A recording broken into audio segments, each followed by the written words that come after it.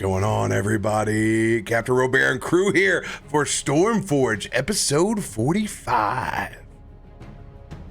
It's wild to think that we're only 10.5 episodes away from where we ended Meteorian Core. And That I feel is like weird. we still have so much story we haven't touched. We have a lot of story. Here. Yeah. But we made it in time for our other one. I don't know. Bife was like, so are you thinking about like wrapping things up at GCX? And I'm like, no, God, no, I can't do that. Done anything. It doesn't feel like we have, does it? No, we spent like 20 years in a cave and 18 episodes sad. I mean, this is the joy. Wait, the though. credits So aren't sad? Weird, okay. No. It's just mine. Cool, okay, whatever. She's like that's my husband. Oh. Real talk though, there have been so many episodes that are just dedicated to being at the Amber Forge and everybody feeling like they're having a good time. And you know what? I kind of adore that. That's good. It's the best vibes. It's like every time we went to a tavern. Yeah. I'm probably gonna like at some point, probably for a different campaign, maybe like if you want to do like a mini, like a one shot or something, RoBear, I'm probably gonna like make Ifrit like a character sheet and like play her back in the day when she probably was like an adventurer or getting into trouble herself. Dude. Oh my gosh, charity stream idea. That has got the charity stream written all over it. Ifrit's Wild Adventure. You have to forge something ridiculous, Drak. Yeah. That'd be fun. I've never thought of something like that where you go through an entire D&D campaign and then you do a side quest of the NPCs you've created. We've done that several times over here. It is very fun. That sounds so fun. I did it once out in a game where the main cast, we just went past like an abandoned prison. And then the next episode, we played the prisoners who were there centuries ago, and we learned how they met their demise in that one shot.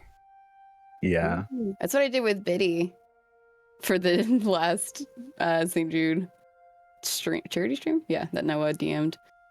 Yeah. I gave her a little bit of backstory where she had to escape with few adventures outside of the Kraken's butt. So a little bit of inspiration for this Ifrit adventure. Yeah. There's this Airbnb that I stayed at. They wrote a children's book about them and their partner going and saving the princess. And it was the couple that owned the Airbnb wrote and illustrated their book. So they were in it and was on the coffee table. So when I got to the Airbnb, this was like, oh my God, what is this? I have to see this. And it's them breaking her out of like whatever, like Bowser style jail. They're like, it was awesome. And I was like, I feel so bad. I was like, I should have screenshot or done something to where I was like, this has got to be published somewhere. Like, I need this now. Cause it's like, it's my number one memory from going to my friend's wedding was reading their children's book that they created. And I love that. So like in my mind, if we do that Ifrit, it's like, it's the coffee table, it's there. Like the adventure is there. It's so legendary. Like this story has been put pen to paper. Like Kaivar just needs a late night story and you open up the book. My favorite thing about, dude, 100%, this has been told 100 times before in the Amber Forge, and when it gets told again, Kallisto sits there and is like, oh, everybody's heard the damn story. Everyone's heard the damn story. I'm so here for it. I'm fully down for that. I fully would build Ifrit. I think V has to be part of that as well, though. You get to play the two protagonists. Have fun. I can play both? Oh my gosh. Those are your mamas. And yes, thank you kindly, chat. We did do a little freshening up on the overlay. Yeah. Always trying to get a little bit crisper, a little bit cleaner. Now you guys join us over here on the left side. Mm-hmm. And for those of you looking for all of your important damage numbers and things, it's over there. It took me a second to find class icons that I could use, but I finally found like the OG, like 6 years ago. They were like exported in like PDF. I'm like, oh my God. PDF. Oh my God. What are those not common use today? I mean, it is, but like for images, it's wild. Having to deal with PDF. Oh, yeah. Like it's so old, it was obviously meant to be sent just to like people using Illustrator. And it was like, it had PDF and vectors. And I'm like, can a homeboy get a PNG or JPEG? That'd be great. I don't want to convert all these files. But yeah, everybody can see, at least gives you a little bit if you know what you're looking for. Tells you the class and level. Still got to do a little research there. Are you calling us tens? Thank you. That's For so now. nice. Who's got big announcements they want to let folks know about? Hold on. I have announcements, but I need to see what the times and days are. You need to start sending me infographics. I will. Here's one. I'm gonna post it. Here's a one. And here is It's got another. Man, it's got multiple. I love it. God, look at them handsome casts. Hell yeah. I think that's everything. Yeah. Stella's media cards are just off the chain. Mm-hmm. Stella, I always go to Stella for everything. Yeah, Stella does all the overlays Graphics related. for Winterward Project. Yeah. There's another thing actually. Hold on. But wait, there's more. I'm literally just creating a folder that like is what's Drak doing? And then make subfolders of can talk about now, can't talk about now. God damn it. Question mark. Attacked right now. Okay, there we Bro, go. this is the definition, I think, of suffering from success. I hate to say it. You're just too good Yeah, at what what's you it like do. to win? You winner. It feels a lot like Insomnia, I'll be real honest. Oh God, do I know that feeling? Okay, I'm gonna go from the first image I sent, RoBear. Over on Stella's channel this Friday at 8 p.m. Eastern, I'm gonna be playing in one of the many one-shot Stella's been producing for API month called the Benevolent Association of Portsmouth Square. You know, it's a sit and miss one-shot. And that's going to be a lot of fun. We've got Kai GMing that, Stella's going to be just producing it behind the scenes. And we've got a very cool, fun cast. My character is heavily influenced by Mr. Nancy, or Nancy from American Gods. So if you want that kind of energy, if you want to see that kind of energy, check that out. I'm very excited for it. He's definitely specifically not an American. American God is just a TV show, and Nancy was definitely not an American God. Nope, Nancy's an American god. I remember Nancy growing up. Okay, but heavily inspired by no, Mr. Nancy has one of the anti-American speeches in the whole American God show. So it's just very funny that, yeah. But yeah, you can check that out on Stella's channel at 8 p.m. Eastern this Friday. Another thing happened on Stella's channel, but in a couple of weeks' time, on June 8th and June 15th, is a two-shot of Brilliant Ruin, which is a Victorian/Edwardian TTRPG set in a post-apocalyptic world where a dying star has caused a radiation that corrupts and mutates everything that it touches. And we're just a Victorian Edwardian society doomed to die, so choose to party until that happens. So you can check that out on Stella's channel at 8 p.m. Eastern on the 8th and 15th of June. That's pre-recorded. And I said that because another thing's happening on the 8th of June that I'll be physically there for Unprepared Casters on Twitch at 3 p.m. Central Time. We're going to be doing a charity stream where I believe we're raising money for a Palestine. Let me check to make sure if I give something incorrect. Raising money for Trans Lifeline at 3 p.m. Eastern or 3 p.m. Central on Unprepared Casters. It's going to be a huge thing. It's going to be I think it's going to be a 12-hour event, and it's going to be 4 one-shots in all of it.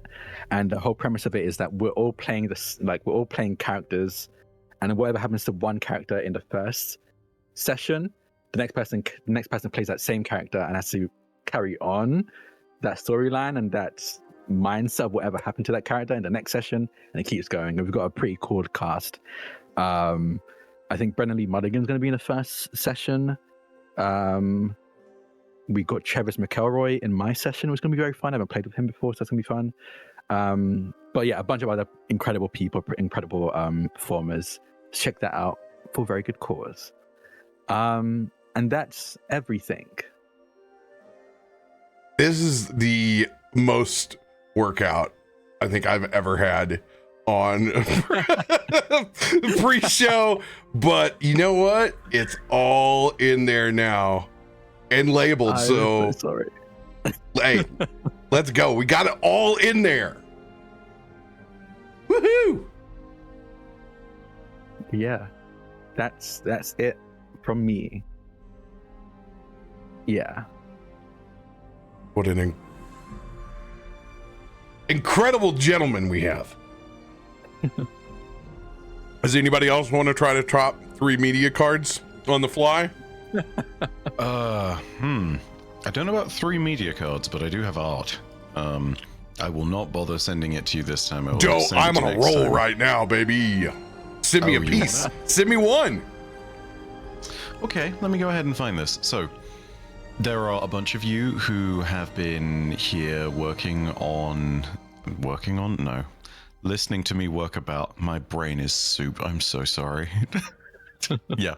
So there have been a bunch of you who've been hearing about how I've been working on this massive story video. And I'm very excited to tell you all that our good friend Aslar has basically done all of the titles for this thing and sent them through.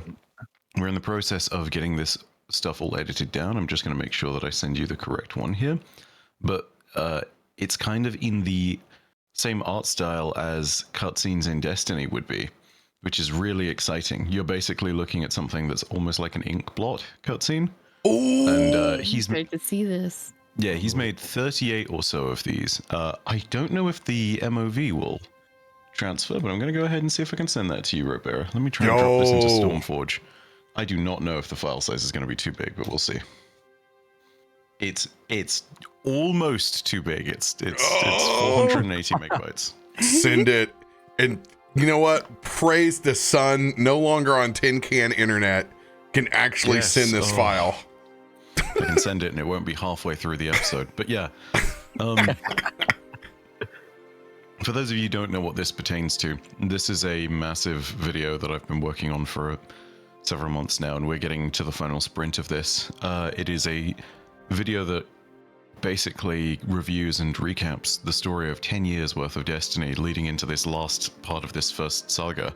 And it's very exciting because not only did we pull in some amazing art from this, I also spoke to Ben, aka MetaWorks, and he has allowed us to use the art from some of the old stuff that we did in Dynasty to fill in some of the story that never gets shown in game and is only talked about in lore. So we have our great depictions from that for those certain sections. And also, it's just wild because I'm sitting here now and it's starting to become real. Our editor Martin has basically sat there and has started doing some absolutely remarkable work towards some of the bits and pieces that we need to get through on this. And yeah, I'm now in that weird stage where it's how do I best put it? When you do creative work in any regard, there is always a moment, the most tricky moment, where something needs to be created from nothing. And we've officially crossed that Rubicon, and this is beautiful. It's starting to feel very real. I'm glad you can see it, because my computer has occasional trouble showing that. Does unless I throw it. This have audio? It does not have audio. That will be in the final thing. I am working all the audio on my own stuff. It's just some really lovely short animation. But there are 38 of these, one for each of the different story chapters that we go into. And the one that I've sent here is just The Collapse. That's so cool. So yeah, we have a whole bunch of these. Every single chapter, because we did break this up into chapters so that it was more visibly viewable, legible. Yeah, they all have an introduction like this. And Aslar worked on the art and animation for all of them, and his work is absolutely fantastic, and I'm so pleased that it turned out in the way that it did. So yeah. We get some really phenomenal stuff for these. There are some crazy ones throughout the entire series. I will say the one for Fundament heavily features Papa Rolk and the Worm Gods, and it looks phenomenal. It looks so good. I will say that there are many, many bits and pieces that we're still working on. After this is done, Aslar and I are going to touch on some other things that we can add in the background, which will make it even cooler. But yeah, this is all about fitting in what we can before the project actually finishes up and getting stuff done. And there's a lot still to do, but yeah, 31st of May, I will be doing that on YouTube. It will likely be a premiere. Be warned, this is a long video. This is something that you'll want to bring popcorn for. So just keep that in mind. Pop in on the premiere if you can. It'd be very much appreciated. But yeah, that's what I'm working on. The 31st of May. It'll be a thing. Please come and watch it. I really want it to succeed. I really, really want it to succeed. The last one did so well. I would really want this to succeed as well. Ken Burns, eat your heart out. Oh God, I can't wait to see all of it. Ah! And he doesn't give us. This is it. This is all I've seen. Chat. We don't get to see the sneak peeks. All right. This is we're all on this together. Oh, gorgeous. Sam. Mine is not nearly as long. Tuesdays is my WP charity stream that I do, where we are playing with the system The One Ring, and the show is called The Fourth Age. All donations fundraised during that time can affect our game and narrative. We are only 4 sessions in so far to this beautiful world, and I think that's really it. You can go catch up on the VODs on twitch.tv/Wounded Warrior Project. I got to listen yesterday for the first time and sit back while you guys got super intense. So if you guys like Lord of the Rings, all that good role play, and you guys, you produced, the sounds were so good. I don't want to give anything away, but you really need to see it is radio play worthy. I was so proud of you guys. It looked so good. Oh, it was wonderful. RoBear, stop that. It was wonderful. Yes. Thank you. Did you see the end? I need to catch up so bad. I can't. I'm not going to say where I got to because it's a great moment, and I'll spoil it. But yeah, I'll send it to you. I have a classic Drak thing where it's another thing that we announced it before, but because of still storms and stuff, we had to push back the premiere. But the premiere for Artica missed. I see a missed miniseries. Out another media card. How do you forget that you have one? Because I was like, it was in the cannot announce yet folder. I forgot to switch it. The only reason anybody knows I exist is because I played with Drak once a week. All right, this is it. It's the only reason. It was meant to premiere on May 16th, but there was a storm and a lot of was it a storm? I think it was like a storm or something in Texas. And one of our players was in Texas, so they lost their power, so they couldn't play. So we pushed the premiere back. We're going to be premiering on the 30th of May. So check that out. I'm playing a gang leader. No, he's a gang leader, but calls himself a community manager. So if you want to check that out, please do. That's going to be also on Stella's channel. As you know, as you can probably tell, I'm very fond of Stella, and luckily for me, Stella's very fond of me, so I'm on the channel often. But yeah, that's going to be on every other Thursday at 8 p.m. Eastern, starting on the 30th. Let me speak to the community manager. We have a running gag. We have a running gag where every single session we're gonna change what my title is to something else that is not a gang leader. So it's gonna start with Make that your title. Manager, not a gang leader. Maybe like a club scout leader. Just keep going down with different titles. I have so many sources for you now. I can just make you a nest inside of OBS. Literally, right now when I look at my sources, there is only Drak's media cards as far as I can see before I scroll. Incredible. We love to see it. We love it. We love y'all being busy, man. And, you know, hey, Stop winning. not leave us out. We're on our third session. If you guys want to hop along, we're playing Vecna Eve of Ruin. Vecna Eve of Ruin. I've done that all week to Eric ever since we watched it. We're just like, Vecna Eve of Ruin. Watch Sam antagonize me as a goblin, and the rest of the party. Also as Sam. That much hasn't changed. And you guys can see just how much I change inside of a official module. If we get through when we get through chapter 1, I will make a video and I'm going to put that out on the YouTubes. I'm going to show you exactly what I did and why I did it. So hopefully you can grab some value for that whenever you're going through a module yourself. They can be super intimidating. There's a lot to read there, and there's a lot of things. I think people need to have somebody as a friend tell them, you don't have to do all that.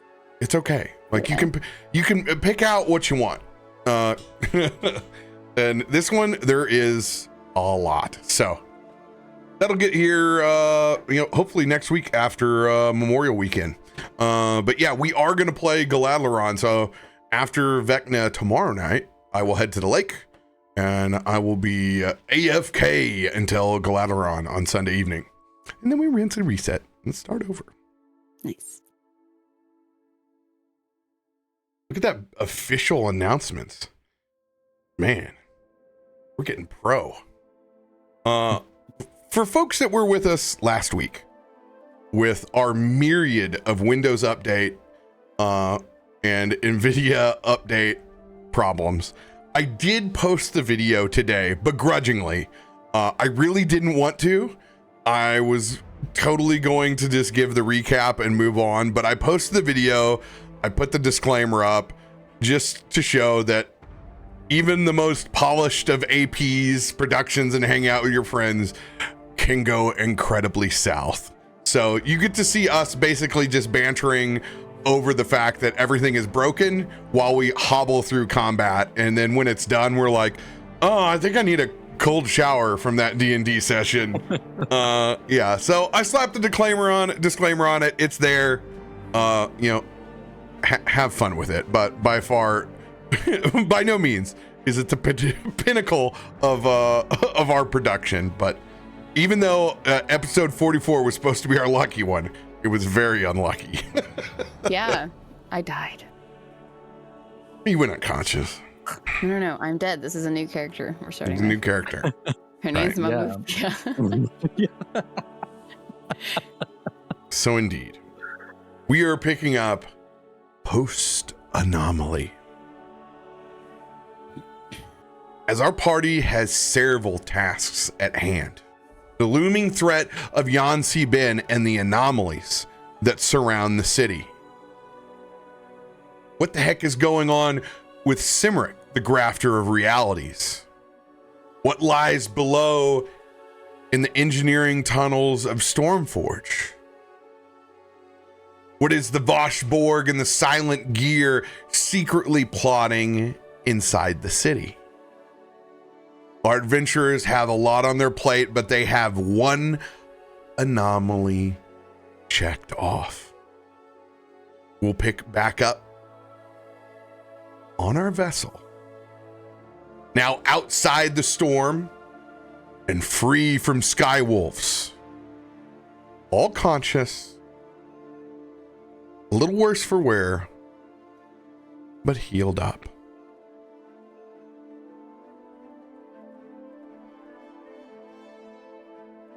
Kallisto is sat on the deck of our ship.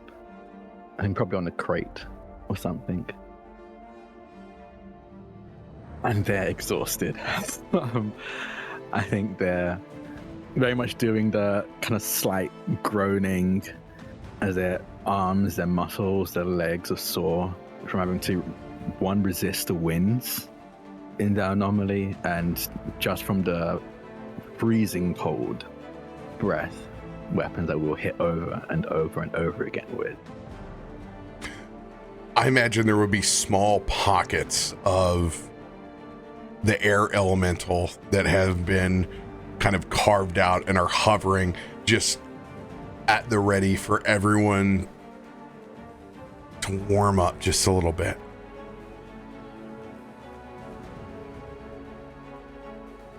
Kaiva will happily jump in on that particular front of things. Weird as the questionable thing of body temperature is for Buggy Boy, he is feeling a little chilly after all that nonsense. So yeah, gonna absolutely huddle close to the fire, especially seeing as he kind of shook hands with this fire elemental earlier. So yeah, that you did. Lolly would be doing the same, but seated close to Kallisto, really bandaging herself after she helped out Kallisto. Lolly, Can you help me with this one? She's got like a yeah. bandage falling down her wrist. He'll help with the bandage. I don't think he doesn't get any closer to the fire elemental. He runs hot anyway. Mm-hmm. He's just more sore. I think he's more like old man groaning more than anything else. But yeah, he'll help Loluphia with their bandages. How are you feeling? You went down for a second there. Yeah, I've been better. Yeah. As I'm sure we all have. She's looking around. How about you? I've been better too. I'll be honest, they've dealt with that anomaly. I think it's made me more worried about the others. This was definitely one of the smaller ones. How many did he say they were? I remember. How many were they?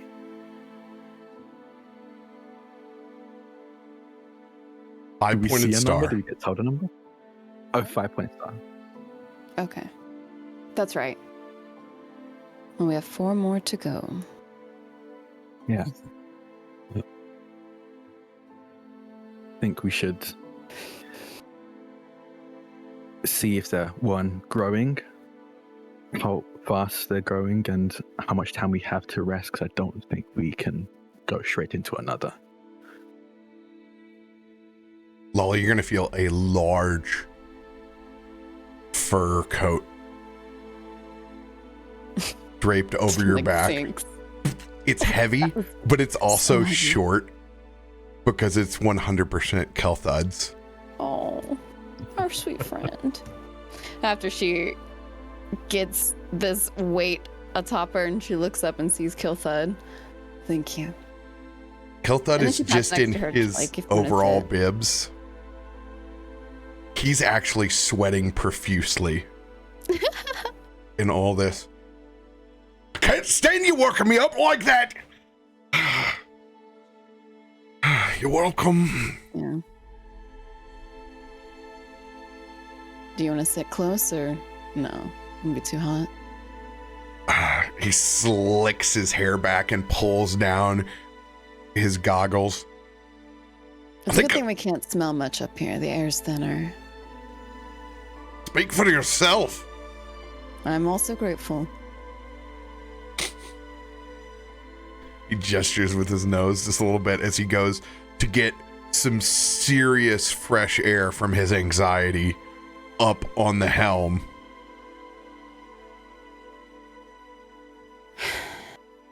How are you, Kaivar? And Farouk? This one, Kaiva, thinks everything smells normal. Yes. I'm glad it hasn't changed much. Yes. Cold, but do. Okay. Yes. Yes. Holly's gonna stand up with Philpot's jacket. She's gonna walk over to Kaivar and coming, and she drops it on you. On your shoulder. It's like, have you ever dropped a blanket on a small dog? Have you ever done that? Have you ever seen? Yeah. Like you see suddenly the coat begins to sort of like develop this little woodlouse curl within it. It's just like, yeah, you don't know that there is a small dog underneath the coat whenever you throw it on there, but if you've been around a small dog long enough, you have the intuition. It's absolutely there. Little baby man's is gonna do the little woodlouse curl, absolutely preserve body heat there. From underneath, you hear a very muffled, just sort of. Thank you. Yes.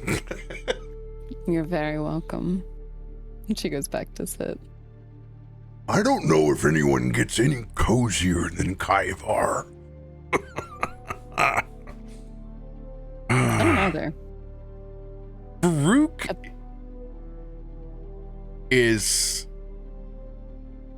not even going to stay in his human form for very long.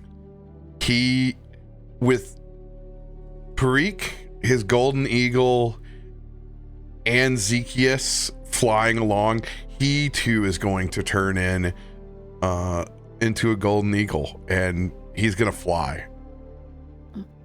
He's had a smile on his face since carterizing flames worked and helped. He's feeling very useful. He's always useful. You could almost hear it from that golden eagle scream. It's just a little bit too hoarse. It's like, grah! Ooh, Farouk might have a cold. Yeah, I'll let V know. She makes some really good chicken soup. Don't get me started.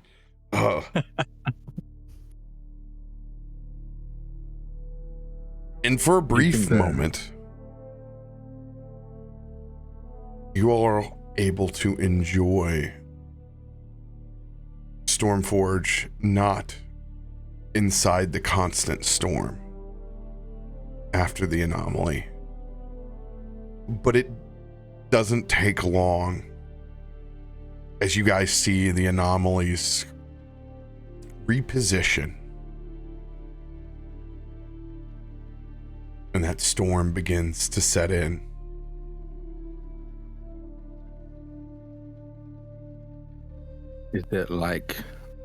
Is this positioning to be an equal distance again? So if like server 5-point star, like a square now. Yeah.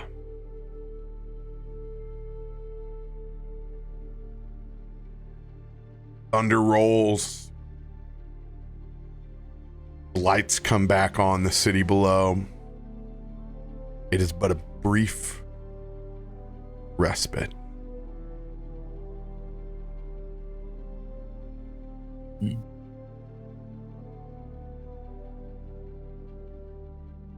You'll probably see the kind of like lump of coat slash blanket slowly reaching its way across the deck until Kaivar finds Myshkin and curls up next to him, making sure that he has also got a modicum of warmth. Myshkin would be so close to that fire. Oh yeah, you bet he would. He sleeps by the fire in the forge.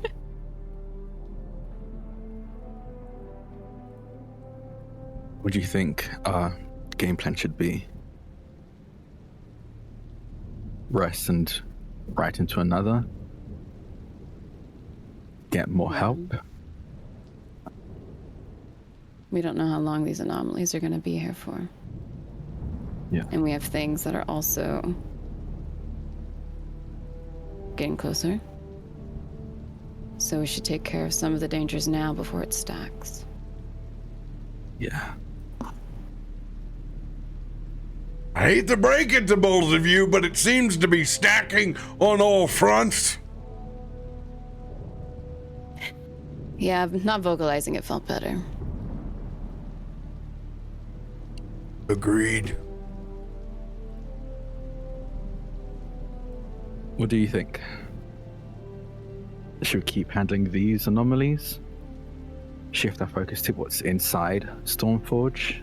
We can't split our attention. We have to decide on one. Anybody can answer this. It's a team call. I think we need to send some scouts out, find out what we're dealing with, see if we can be more prepared. The last thing I want to see is one of us go down again. We got lucky because we had the firepower. We not be so lucky next time with what we find in there. You'd see some ruffling, and then a sort of head pops out under the coat momentarily. I agree. Yes. Know your enemy. Kill your enemy. Yes. It's not a bad way to think about it. As long as they're your enemy. He's not wrong. Well. Hang on a sec. I'm gonna do something, and I don't know if it's gonna work because this is Kaivar's attempt at understanding something. First things first. Nope, goes completely over Kaivar's head. He just accepts it. Damn. I was so looking forward to that. He's still a stupid little buggy boy. It's okay. Your RP rolls are always so rough. Yeah, it's fine. He rolls. Shit. You rock with the dice sometimes. It's fine. I do agree we might need some scouts, but there would have to be at least somewhat competent fighters as well. I might be wrong, but when we went into the anomaly, there was no way out until we dealt with what was inside. It might be the same for the scouts, and it won't be a quick in and out for them. Indeed. I just wonder with the intelligence of the way that these things are moving now in position, that we're not going to be dealing with such feral ferocity. Something more intelligent. Something told these things to move. I don't know if that's coming from Yonsi Ben or if that's just the way that they are.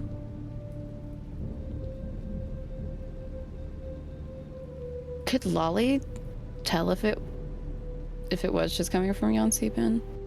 Is there a way, either energy-wise or this weather, like strength-wise, I don't know, something that would associate that? A good old-fashioned nat 20 could. Let's try.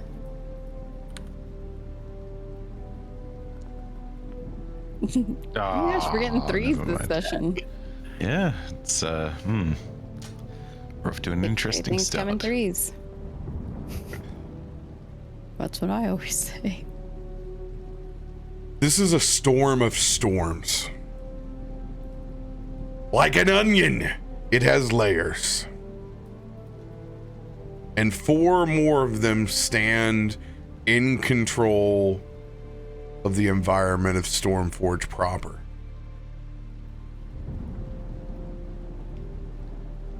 What's interesting is you don't know the official response yet. You guys are the tip of the spear at the moment. No word back from the city guard or the council of how they're going to deal with this problem, or even if they're acknowledging the threat of a deity at all. There has been no official report.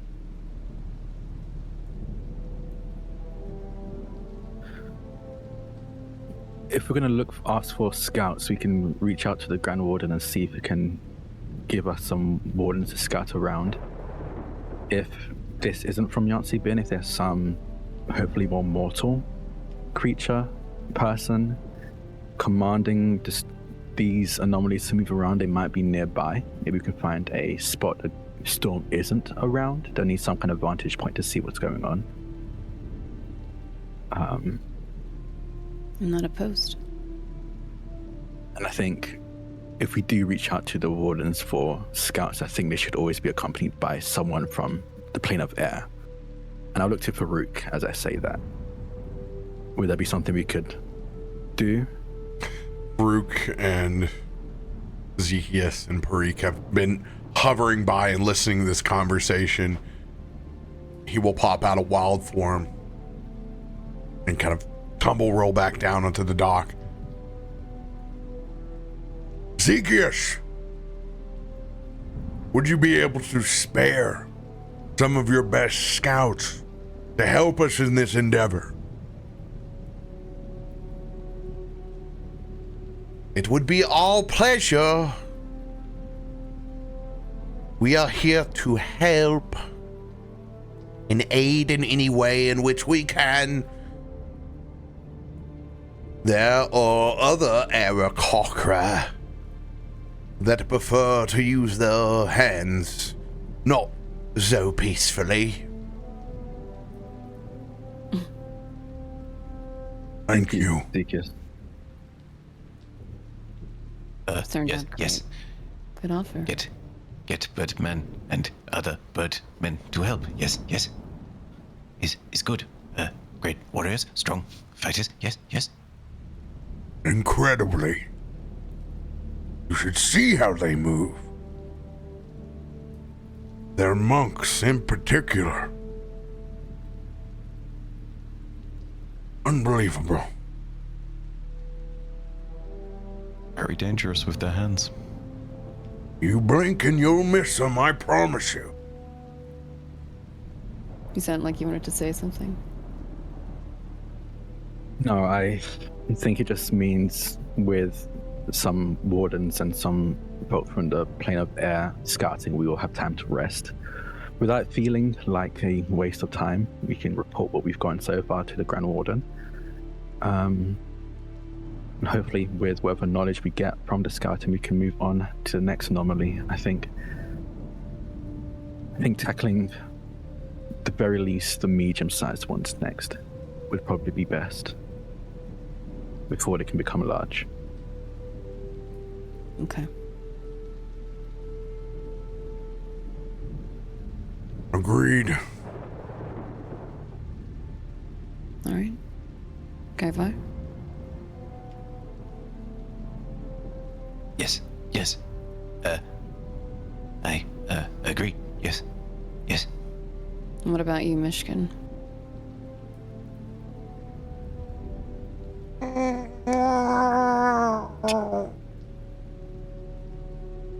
I was waiting Found for his it. oven. I somehow knew it was going to happen. It's still hit. I think Myshkin needs to be reset. Oh my I am god. professional at that. You are not doing that Loluphia, I do. You know, I can do it. I've done it before. I've done it for you. I'm just kidding. Oh my god. It's not quite the RP I was expecting today. I just saw Ed with cat ears and a blanket run away in my mind. No, not a very humanoid person. Oh yeah, it's unfortunate. Just straight up Ed with cat ears, that's it. It was very much Ed in like the worst cat's makeup of all time. Oh no. That it looks like Kits with whiskers. Yeah, community theater level cats is what I just saw. Or just cats. The movie, yeah. Yeah. Thank you for your contribution, Myshkin. Just don't ever miss sessions of D&D, folks. That's just all I can tell you. It's just... You'll be Histofaust. You sound like a squeaky floor when you're a cat. Oh, Lord.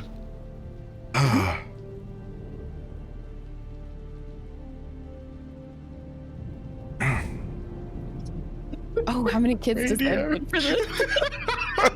What was the one that had so many? It's Radio's character, Histofaust. No, sorry, how many was it? We 18 by the end. As we just kept tacking them on. He ended with receiving his last children via a Loxodon in a magic one-shot. So let me tell you what, Histofaust did not discriminate. As long as it can breathe. Mr. Faust, more like Mr. Faust. Oh. He was a dragonborn, all right. All right, we should try to get some rest. Make that joke. Yeah, let's get some rest. Strange stories. Now go and have strange dreams.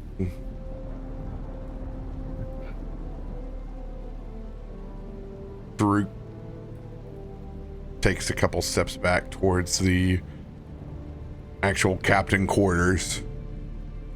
Kind of gingerly goes to open up the door. It's just slammed shut. All right, fine. Myshkin's got the cabin. You're doing this, man, so dirty. I love it. Like the most eloquent storyteller. reduced to literal cat. He's just in a feral mood every now and then. He's in doesn't heat. want to be wet. I never went there. You said that he needed to be reset. Yeah. What, anyway, for those of you in the audience who don't understand, all they mean is that he's been by the fire and now he's very warm. Right, guys? Right, guys. Yeah, don't take away monetization, YouTube, please. That's what's gonna take them away, talking about natural things. Nah, I mean, whenever I go ahead and drop a big, it's all natural as well. So I mean, you know. I like how that was a little boop, even though you said big. Oh, A little even Keltha, I will pull this airship around if this bullshit doesn't stop. Right and I'll now. turn it right back around. She's got air. That's a problem. She can never hit rock bottom. He immediately looks at Kallisto. How do you deal with this? Yeah, how do you deal with this? I think she's great. If Lolly did do this, then Kilthud would take her look as like a...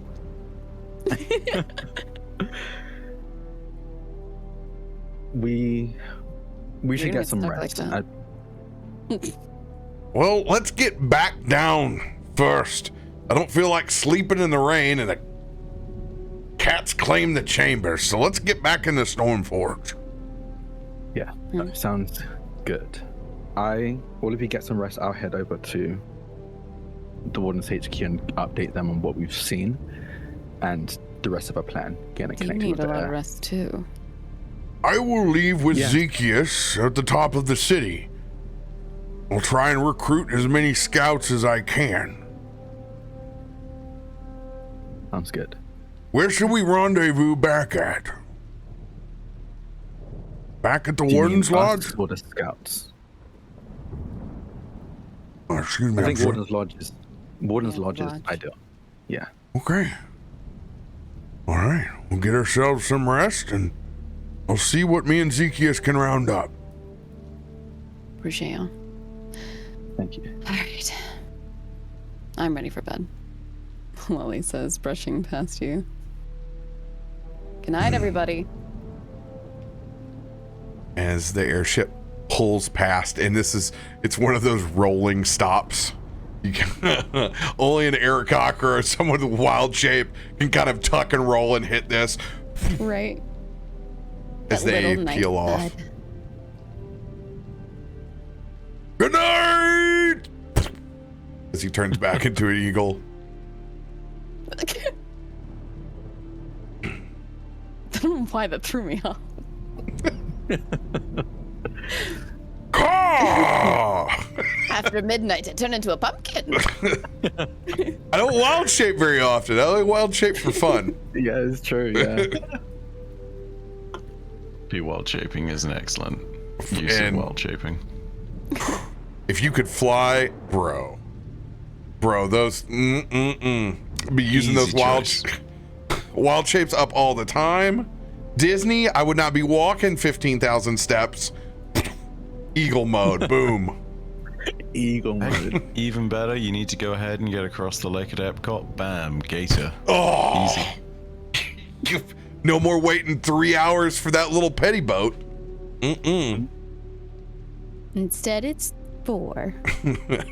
And you guys want to skip the line? I can make this a little bit shorter. Transforms into a gator. Snapping at ankles. It absolutely ain't true. It's loose. Oh God! Thanks to Marrowstrand, I'm in a gator algorithm every now and then. Thanks to things that I know, when you send me videos, I feel like I'm in the bayou. I'm just like, this is what my Louisiana friends are sending me. Yeah, we like our swamp puppies. I don't think I ever told you. I used to live right off of what was called Alligator Alley. Good times. 7 acres of land in Alligator Alley. And crocodile, baby. You guys will be able to make that loop around and land easily back over at the Warden's Airport. What would you guys like to do now? Or do you want to get some rest and I can talk to the Grand Warden? How long did that trip take? This, all in all, this has been a full day. Sorry, I mean for like rest if we had any. From where we just landed off to. You would have gotten a short rest hanging out on the airship. That's what I was reaching for. Yeah.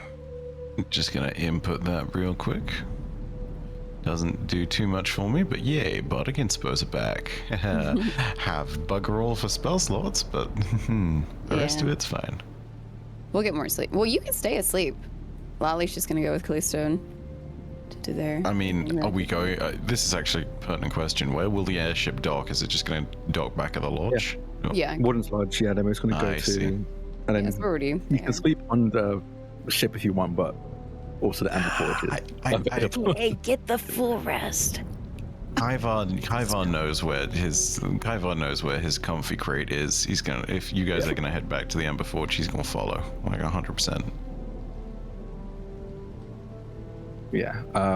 Kallisto, as we land,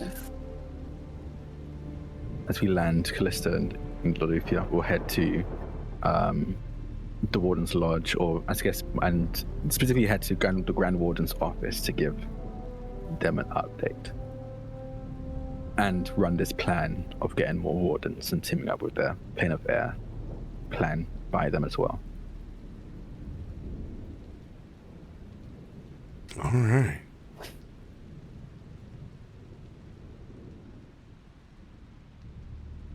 I want you to go ahead and roll just a D20 for me. Okay. You got this.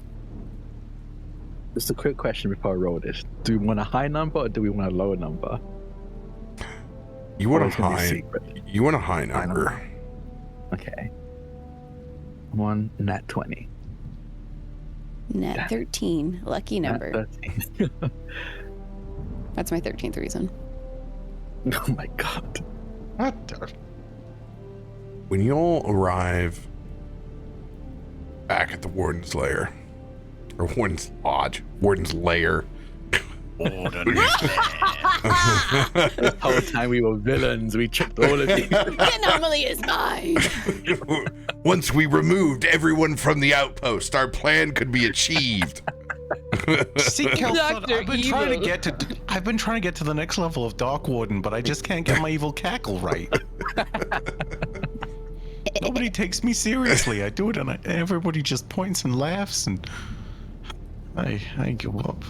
These chucklers. I love my evil laugh. Maybe you haven't heard it. It would pierce ears over here. It's one of my alerts on my stream. I've heard it. Maybe I need to do what that Joker guy did. Forget the cackle. Try just the chuckle. The guffaw. With that 13, you're going to find the Warden's Lodge to be very desolate.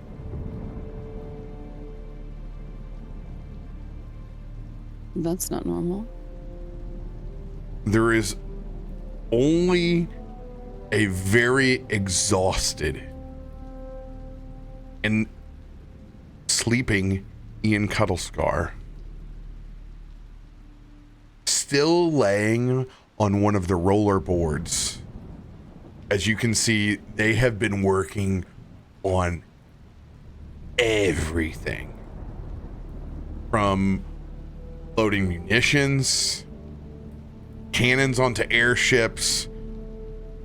There is not a piece of equipment unturned.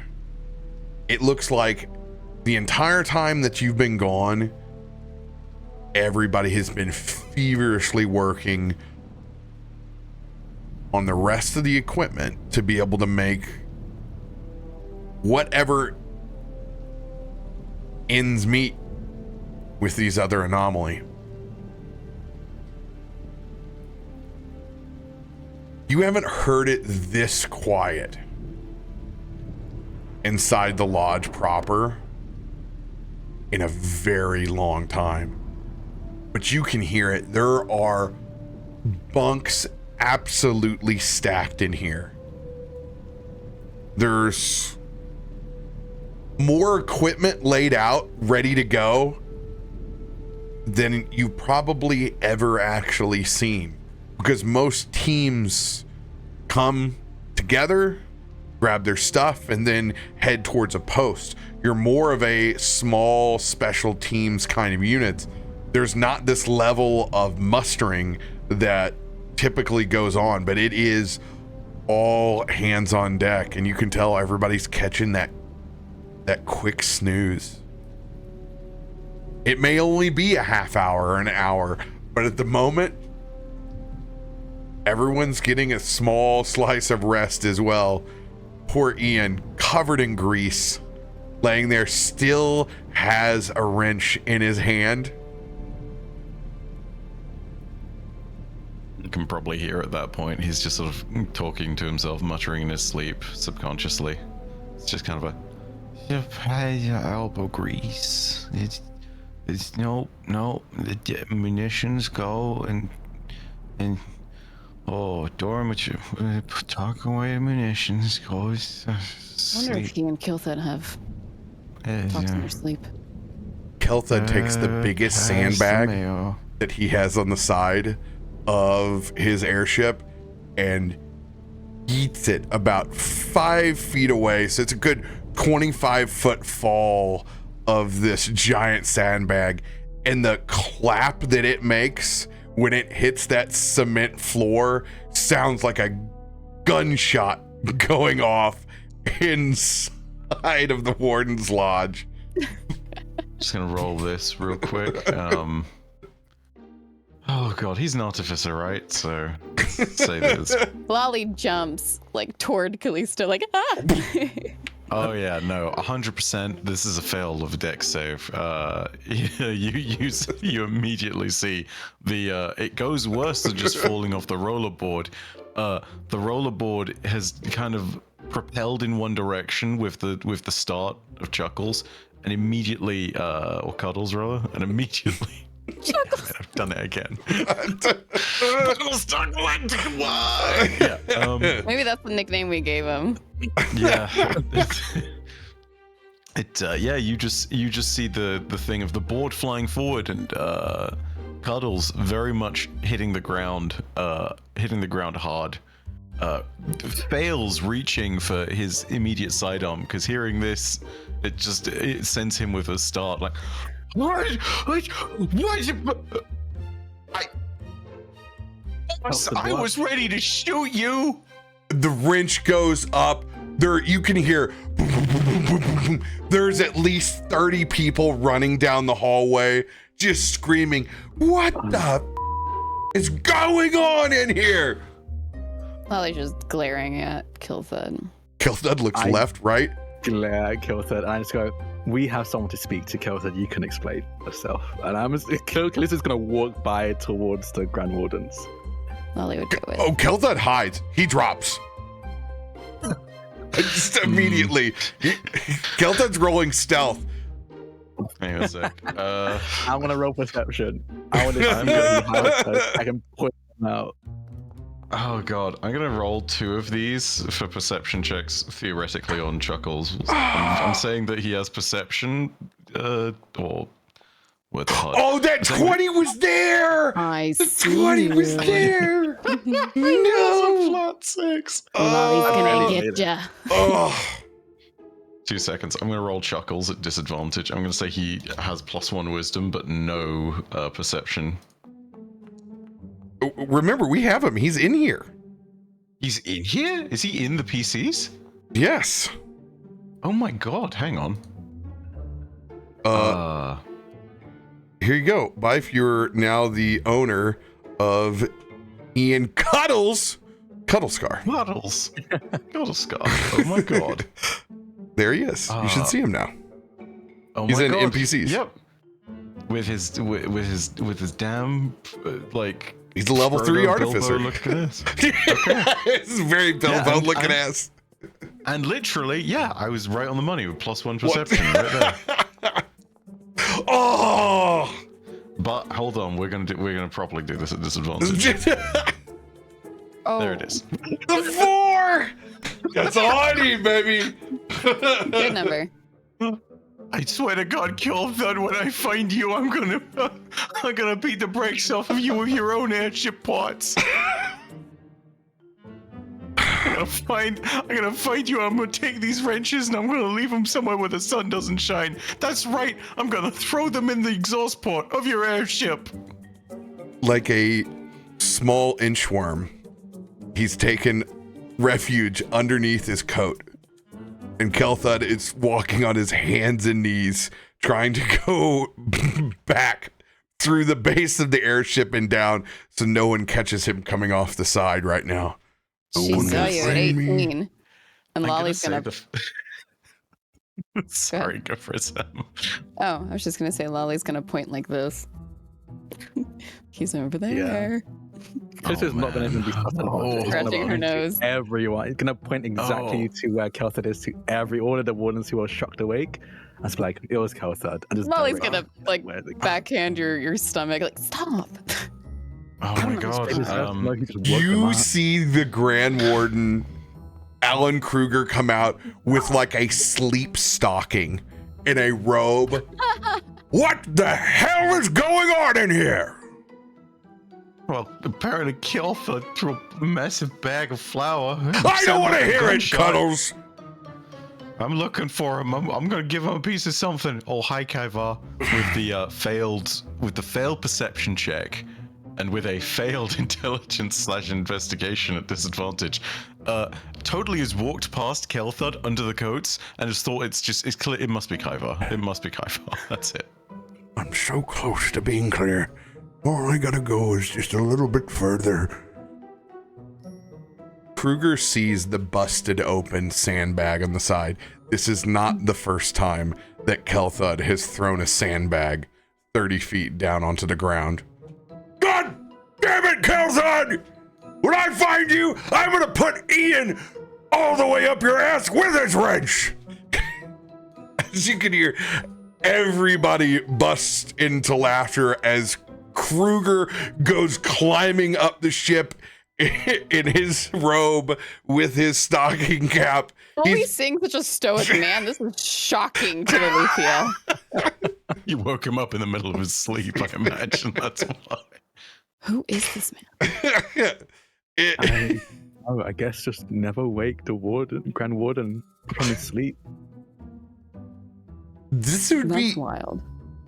It is. It's an odd time. This is the most people outside of a ceremony that have ever been inside the lodge. And you can tell it's just been such a tense day that like anything can break the tension for just a little bit. Even one of Kelthud's well overused pranks is a good respite as everyone is having a good cackle and going about their business, except for Ian, Kelthud, and Kruger. At this point, you can hear just steps down backwards, boom, boom, boom, boom, boom, boom, boom, boom, boom, boom, boom, boom, all the way down to the base. I will try Is Grand Warden Kruger already like in there trying to get Kelthad? Oh yeah. Oh yeah. They spill out of the back. It is just an absolute tussle and roll. You see Kelthad go rolling at least 5 feet out the back of the base of this airship. Roll your stealth check.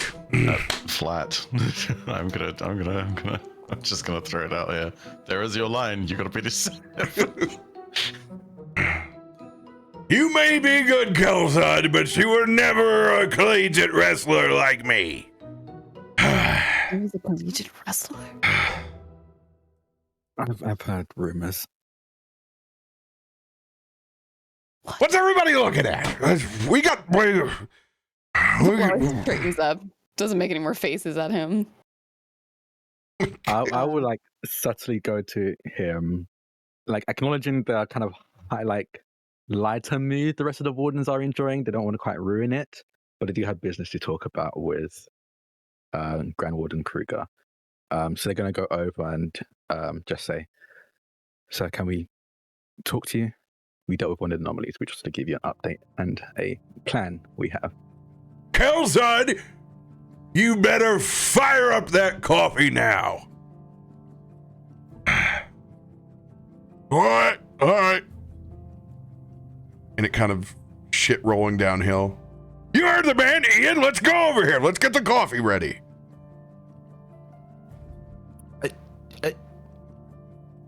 Why? Cuddles is gonna grab his wrench menacingly and walk over to the coffee station. Yeah, I'll do yours with a special extra layer of rust. How'd you like a rustachino? He wipes a little bit of the grease off of your face. Nice war paint.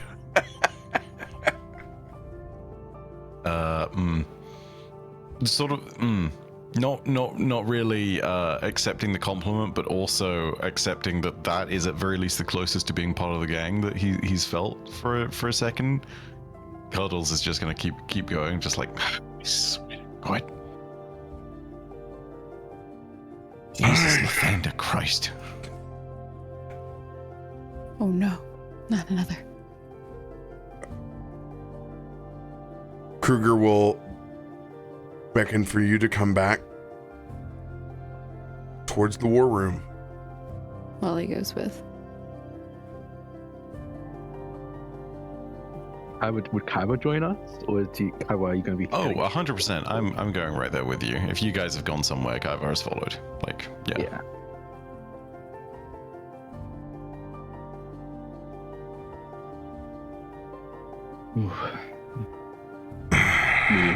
As he kind of gets adjusted and set down, the lights aren't even on yet.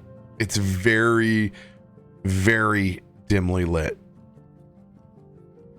But he fires up just the war table to give just a tad bit of ambient light for everybody to see each other inside the room and look down at the anomalies below, listed on the map. What did you find out about the first? This is great ambient lighting. This is what you woke me up for? No, I just was complimenting it. We found a lot within that anomaly. Do tell.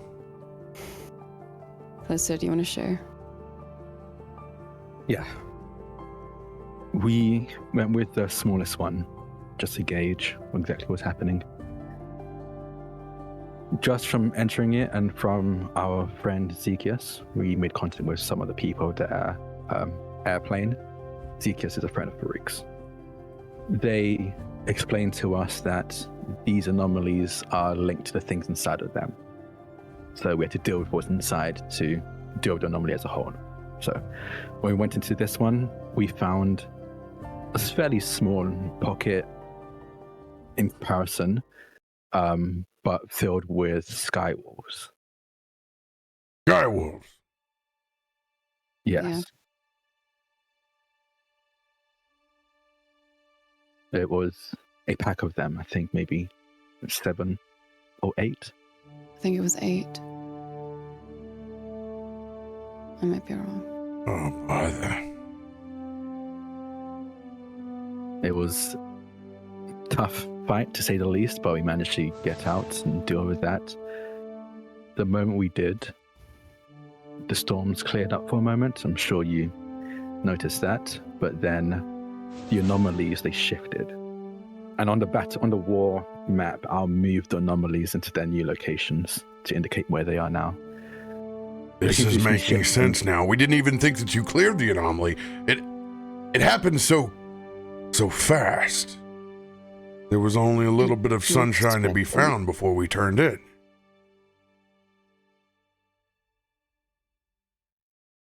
Yeah. It seems like it's moving to keep equidistance from each other for some reason. Before the 5-point star, now it's a square. I can only assume if we take out another one, it'll become a triangle. So there's a kind of intelligence back behind this storm. Exactly. We just don't know where that intelligence comes from. Exactly. It could be Yancy Bin. It could be just a follower of Yancy Bin outside of these anomalies. It could be something inside these anomalies. We don't know for sure. Well, but we went I can tell you this. The city's in denial. They're not here to accept the fact that there could be a deity knocking on their door. They certainly aren't going to accept the fact that something intelligent is manipulating this storm up above. They've been in control of the weather here for so long.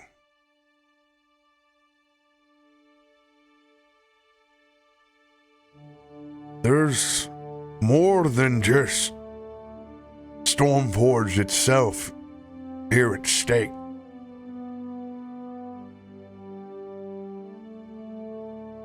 These are people's identities, and that doesn't go easily.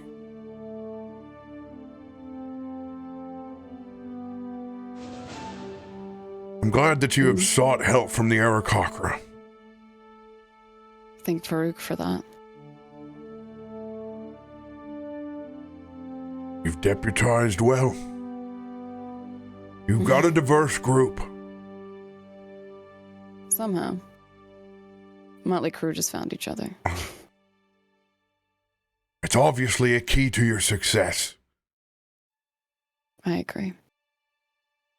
We don't see the Sky Marshals running out to any of these anomalies. Yeah. Why is that? They're in denial.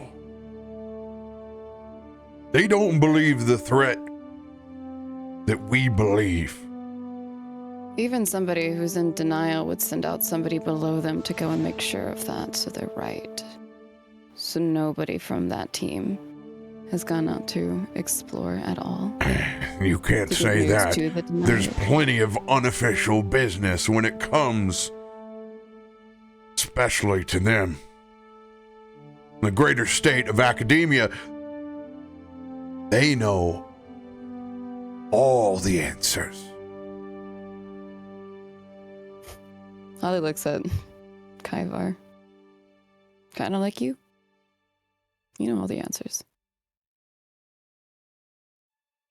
If you're academia. Not, all. Yes, but,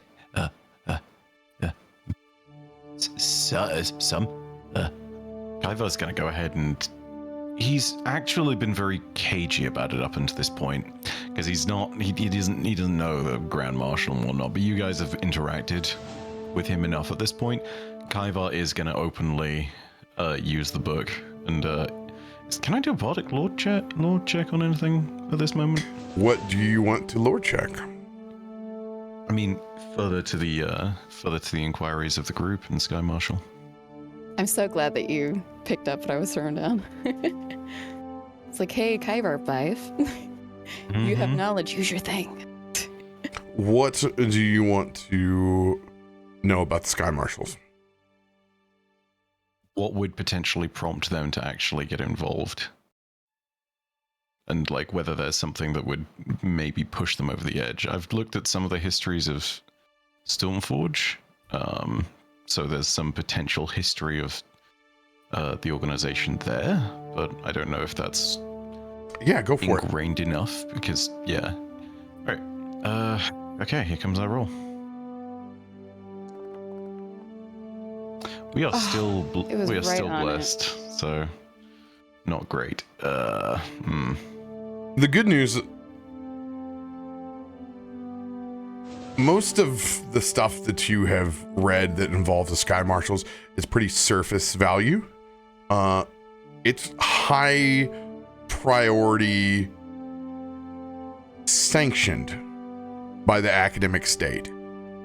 They responded the last time you remember them, the very first 2 episodes of Stormforge, when they responded to this rogue machine. They're in particularly sent by the academic state out. But that level of information is always controlled.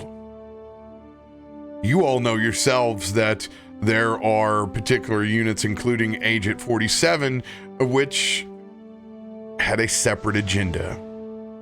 You can assume that whatever you're doing, there is probably a team of Sky Marshals also doing it. Clandestinely, not publicly. The Warden's Lodge is a separate identity from the state security of Stormforge. Different goals and different means, and definitely different funding.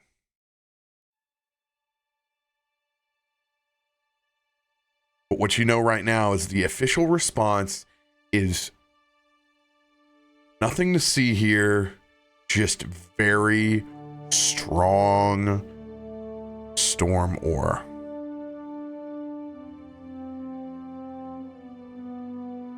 I think, as much as I was just moments ago saying we can take all the help we can get, I think the Sky Marshal sticking to Stormforge proper might be good. In case anything does slip out of these anomalies or arrive while we're dealing with them, at least the Sky Marshal can handle what's happening here. If we could just find some of them that were on the same damn team. That would be the easiest. Wouldn't it be nice? It's not that it would tell us anything, but damn, it would good to know that we're on the same page. Yeah. The plan that we figured, especially since you mentioned how our team is diverse, do the same with the scouts we're going to be sending out. Have some wardens partnered with some folk, Aarakocra from the plane of air. Have them join forces and scout out these remaining anomalies and honestly, the area around them.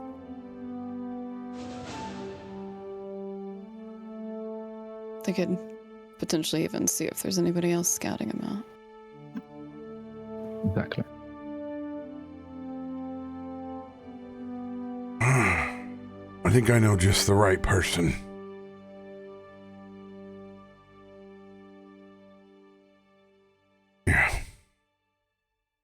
Yeah, I think it's time to finally unleash the beast.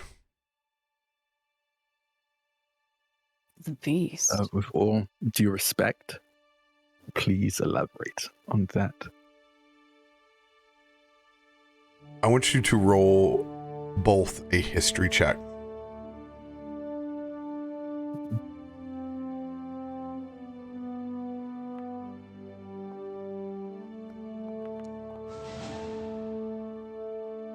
Wow. Sorry, am I also allowed to make this roll? I don't know.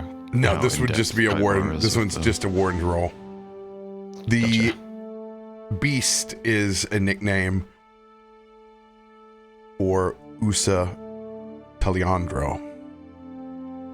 She is a half-orc wild magic barbarian of the Warden's Lodge that is well known for her pursuits and enthusiasm to get their hands dirty. Oh, she's Dog the Bounty Hunter. Are you insinuating USA? Well, it's certainly not Kelthud. Thank goodness. Yeah, well, He's got more enemies than we need right now. We need heart. We need courage.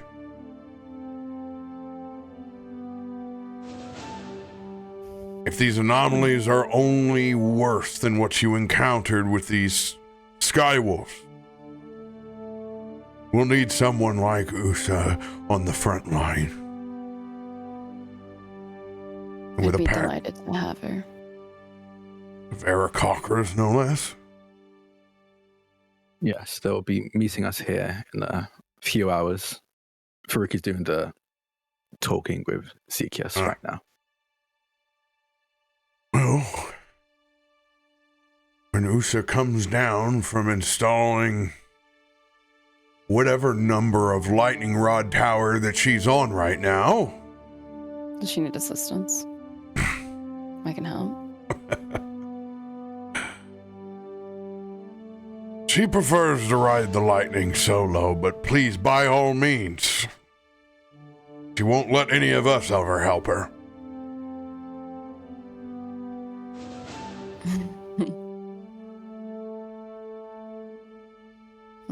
All right. We will wait around.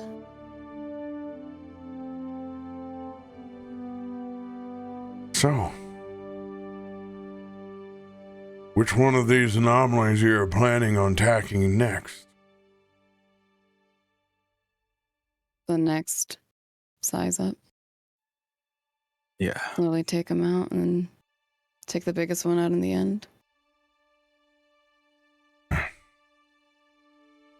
I guess we do need to start categorizing these by size and shape now that they're starting to shift around the damn city.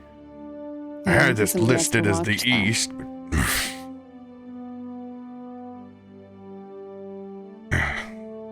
What kind of display is this? It's very manual, correct? This this sky map. Go ahead and make a perception check.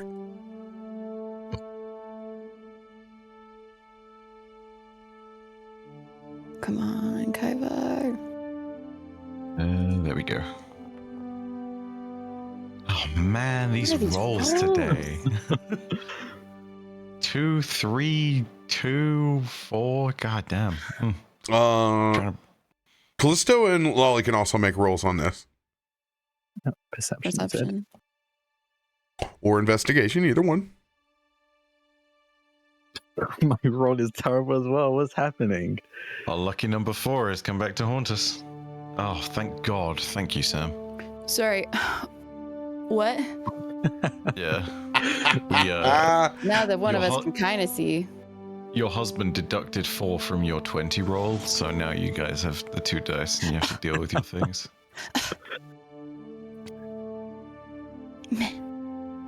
This screen is actually produced by distilled mana. Where does one acquire that? It's performed by actually harvesting the energy of particular ritual spells over time with a device that the academic state has created. Do we feel any... I guess the magic users of maybe the Warden Lodge. Do we feel any positive energy from this? Like, do we get any of our source? Obviously, I don't need mana, but... With you being a sorcerer, it's gotta creep you out. because you were made this way. It's like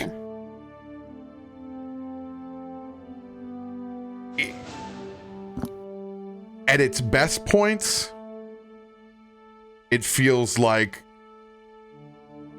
certain casters essentially donating blood. It's an essential resource that is coming from them to serve a greater purpose. To where it could feel at its worst like it's pulling a little bit away from you. Remember, I like grimaces at this. Most of Stormforge are not sorcerers. And the academic state specifically believes it to be a waste of time to be pouring through tomes to become a mediocre you. So they've devised a device to extract just what they need.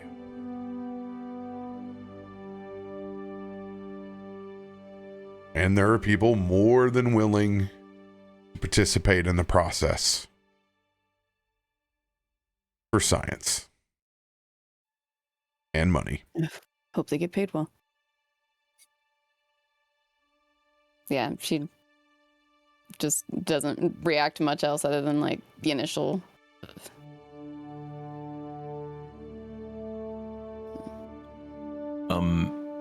Stupid question. I think the answer was no because he went with Ezekias. Farouk isn't here, is he? No, I'm up in the northern city. Cool, good to know. Kaivar will merely observe and keep in mind where everything was. We'll keep in mind for future instances, and we'll remember, in case everything has gone on, that there is only one member of the party other than maybe Farouk who's truly seen a bird's eye perspective, and that is Parik. He's just going to keep that in mind for a brief moment. I literally fly. I mean, but like, you don't live in the clouds, though. No, but bird's eye view. Think... It's just from above. Okay, we're in Stormforge. Like, yeah. We do live in the clouds. Don't take the shine off my golden eagle. I get what you mean by. Thank you. No. I needed to make sense. I don't get paid enough for this. You get paid? I don't. Oh yeah, my bad. I was meant to be sending you the payment. Yeah, bro's been sending me your payment, and I've just been buying food with it. Granted, the whole you're being paid thing is hilarious because Lamau, shouldn't end up getting the fucking nonsense of any of this for whatever. I can get you guys some Aldi's barbecue sauce. There we go. There's my payment. There we go. Sponsor win. With your product placement and silly. picking it up as a role playing. Legitimately don't even listen to the words I'm saying. I'm being so thick right now. My apologies. Soup. Thick. Yes, my brain is soup. This is it. Yeah. Kruger points down to two different anomalies. What of them? Let's get some reconnaissance on the two lesser. Give yourselves at least a choice. Maybe we can find out something before we literally throw you to the wolves again. Funny. He crumbles up a little note. Again, I would be mad at that. That was attached to his coffee. He's going to stare you in the eyes, Loluphia. We can't lose you. Hasn't happened yet. And as long as I'm surrounded by the crew that I do have, and potentially Usa, should be fine.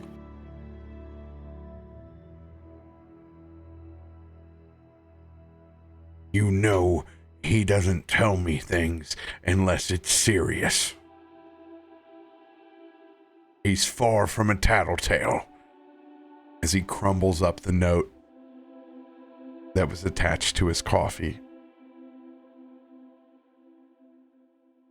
If Kel'Thuz's concerned, I'm concerned.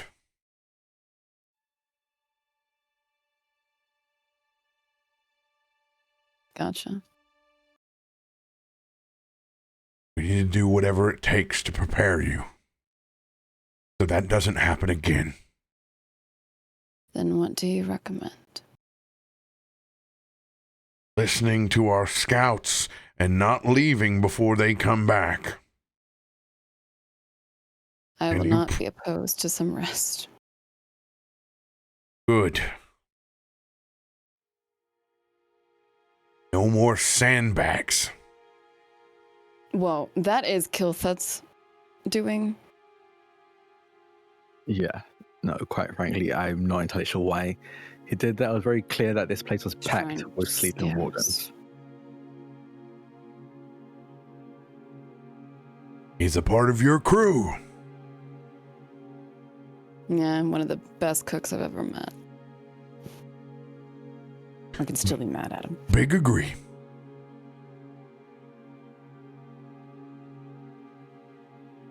So, my question for you before we all get some rest. How can I help you? What do you need from me?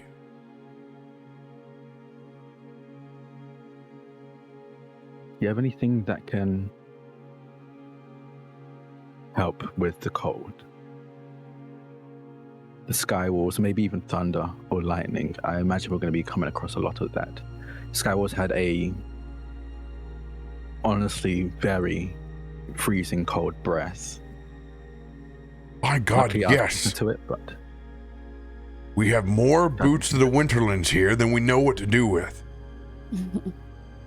Take them. What about the other boots through the anomaly, though? This is a good point. We'll need to repurpose them somehow, turn them into hand wraps. They have properties to them.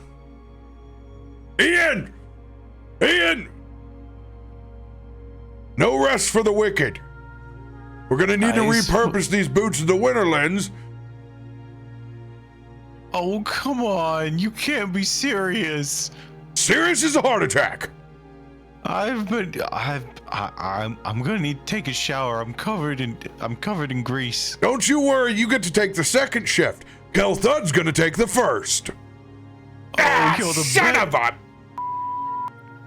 Does anybody tell you you're the best boss? Because you are the best boss. Showers now. Yes, sir. Cuddles is just gonna saunter off to. Dude, I feel like Cuddles right now. I don't. Good kid. He's a good kid. Good. Only person that gets any shit done around here. Maybe a very good warden. One day. My God, if we all survive this, he's gonna turn into Kel'Thuz.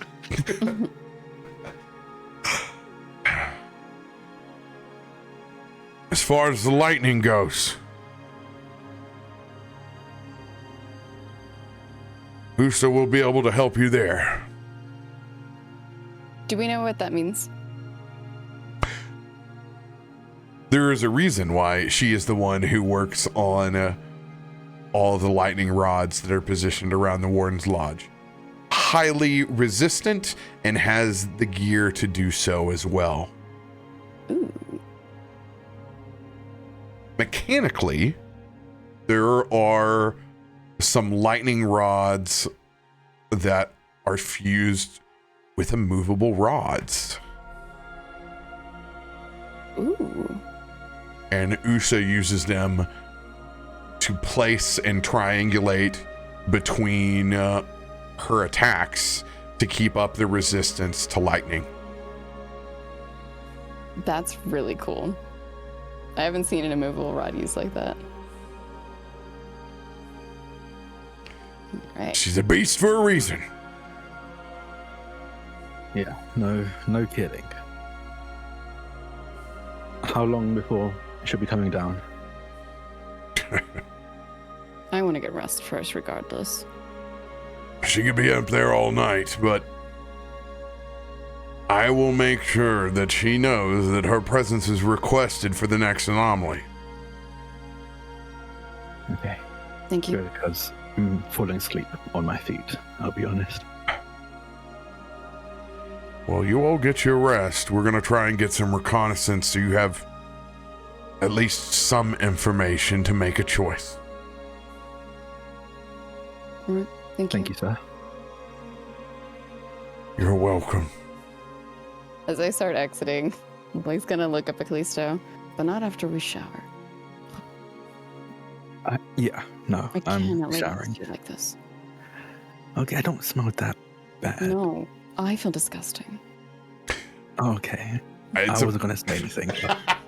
I think we both look really bad. Yeah. At least you guys live close. There's a lot of people here that would love to be able to get back to their beds. And there's a handful of folks that are really happy to be away from their house. Yeah, I feel that. I don't know if Kaivar showers. Does he need to? Does he have sweat glands and stuff? I don't know. I don't. If he gets covered with anything external, though. Yeah, I imagine that it's like I imagine it's like a chitin type deal. Like if you're sitting there and you need all of that stuff sorted, then, like, you know, it's relatively important. But like, yeah, it's a dry bath. Maybe you do, dry bath. Maybe just like have like sawdust or dirt and just rub it in there. Chinchilla. Yeah, chinchilla. Oh my god, that would be so cute. Ifrit has like 6 of your exo carapaces that's welding into this absolute unit of a biological shield at this point. Oh yeah, at this point, it's like the ecdysis has formed like 7 or 8 different like shells of chitin that Kaivar's left behind as he's molting, I guess. Ziva tries to get in them. Oh my god. Some castles have suits of armor for people to hide in. Other people, no. Ifrit's house is just suits of chitin armor. With 2 little foxes sticking. Ifrit also has suits of armor, but also chitin. The absolute itch of wanting to peel your own armored skin off has got to be absolute mind-numbing. I don't... It's like peeling off a not ready to be peeled off at all scar. Yeah. Or scab. Instead of a sunburn peeling a little bit of skin where it feels nice. Also, Lolly would have prestidigitation to everybody, but that's basically like using hand sanitizer after your hands are dirty instead of just washing them with soap. So we're hand sanitized right now. We need to go get soaped.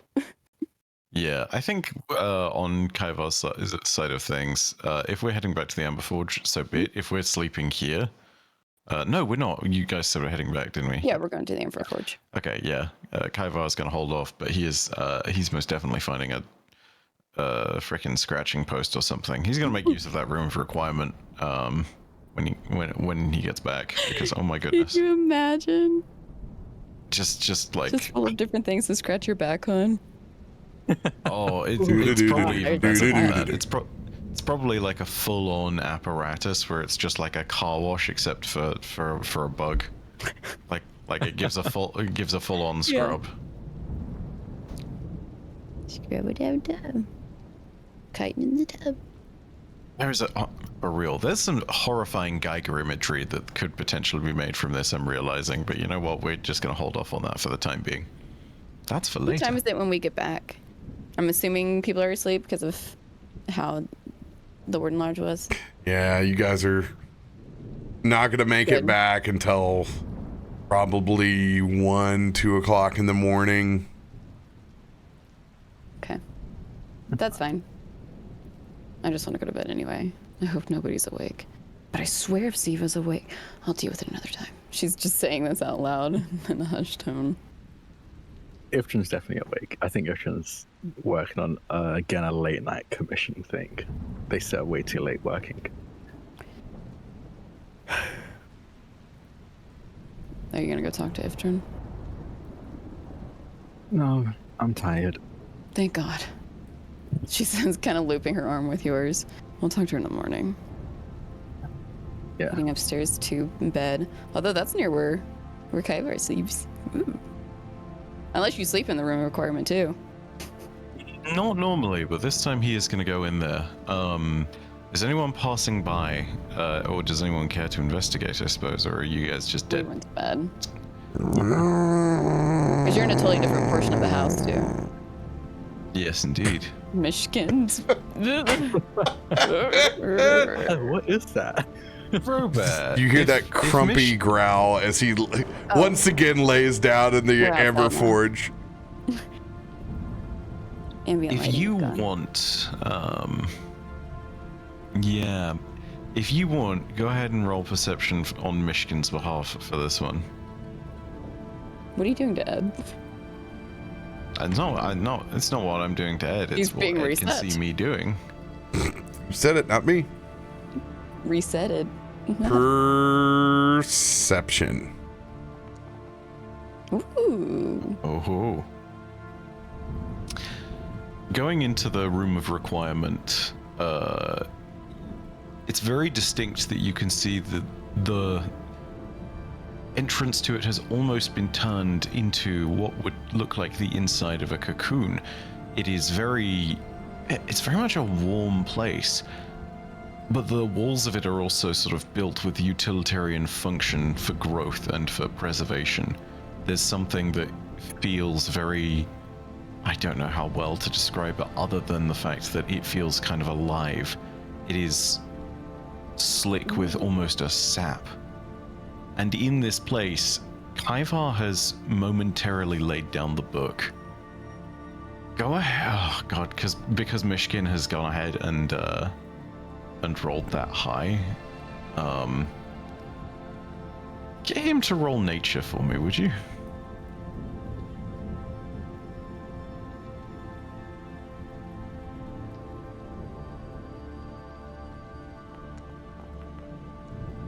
Ooh. Very interesting, okay. I can tell Ed's not rolling these. Good job. Kaivar has placed the book down in front of him and momentarily has taken a very squat, curled position. And you see that moment of ecdysis, in other words, the moment when the metaphorical shedding of chitin actually happens. But the actual book is something that Kaivar's hand is on as he is shedding. And the strangest thing is happening in that moment. You can see that the chitin that's being shed should just leave behind this very hollow shell, as you see this much sort of more translucent and sort of white Kaivar emerge from the remains of the old shell. And just very quickly, color comes back just as he was before, much more luminescent after this fresh shed. But the remains of the chitin folds in on the book. And Kaivar himself is quite surprised by this. And one last perception check from Myshkin, I guess. I'm gonna say this too. This is gonna need to be probably a 19 or a 20. Nope. Sees Kaivar bend close to the book, investigate it. Doesn't see much more. Ooh.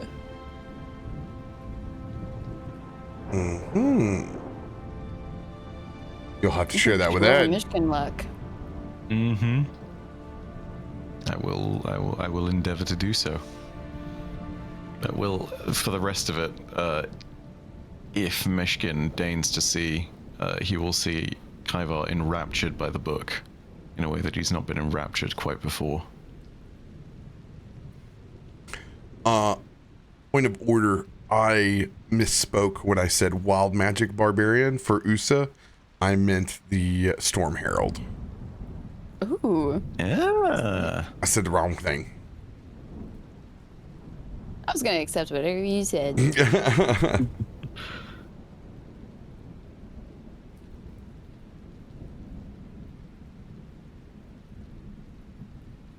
Anyone else doing anything before they get a nice long rest? Done with the shower, in bed. Yeah, because the showers, go to bed. Probably fall asleep before he even hits the pillow. She tucks you in a little bit, kisses your forehead, and then rolls over and falls asleep too.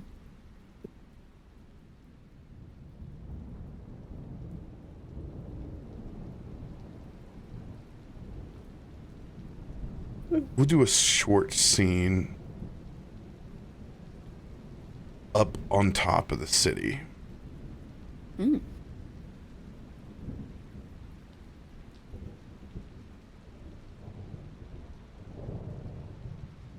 As at this point, there has been a large gathering.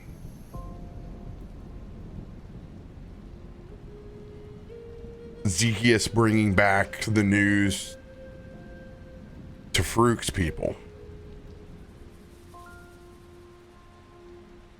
The monks of the Aarakocras and the diviners from Farouk's Ifrit clan all coming together underneath this storm. And as they sit kind of encircled around the great fountain of which they refill, there is a juxtaposition of the rain pouring off the natural waterproof feathers of these Aarakocra of the airplane next to all these Ifrit, where it's just steaming off of them and evaporating as it makes contact. And they are all just arm in arm in meditation, looking up at the storm and the shifting anomalies.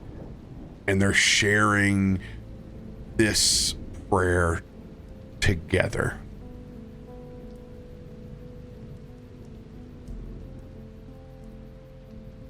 As different ceremonial gifts are exchanged between the two tribes. Per custom, the elders all meeting inside the center pavilion at the top of the city. Unlike the greater state of academia that governs Stormforge, they know the stakes that this city is currently under. They believe everything. Farouk has told them of the Stormcaller who he works with side by side. They know the truth that you reset the city. Not their artificers, not their generators. It's a sorcerer who did that. And so they pray for you and your safety and your continued strength in this campaign against Jan Siben. But most importantly, during the angriest of storms, you see smiles on all of their faces, because they know the greatest thing that they can do to fight the cults of the howling hatred is to embrace the storm and love one another no matter what the conditions. as they push that energy out into the ether. Faroük collecting a handful of their finest warriors. The same from him on the Ifrit side. Blessings bestowed to both of them in two totally different ways. The lava fountain being lit, expending steam into the air that almost resides like a low fog. The Aarakocra exchanging these crystals, these odd formations that can only happen under the most intense pressure in the sky. Things that the engineers underneath Stormforge could only hope to be able to create over time. Almost sapphire and amethyst in structure. They bestow these gifts towards the Ifrit. And as they complete their ceremonies,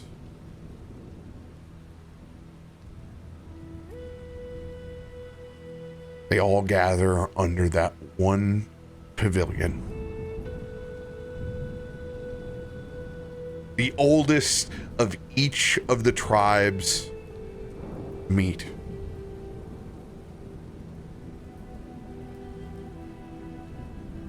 Fife, I want you to describe the oldest Alkin that is a part of this tribe. This owl is well over 1,000 years old at this point. They have seen the material plane.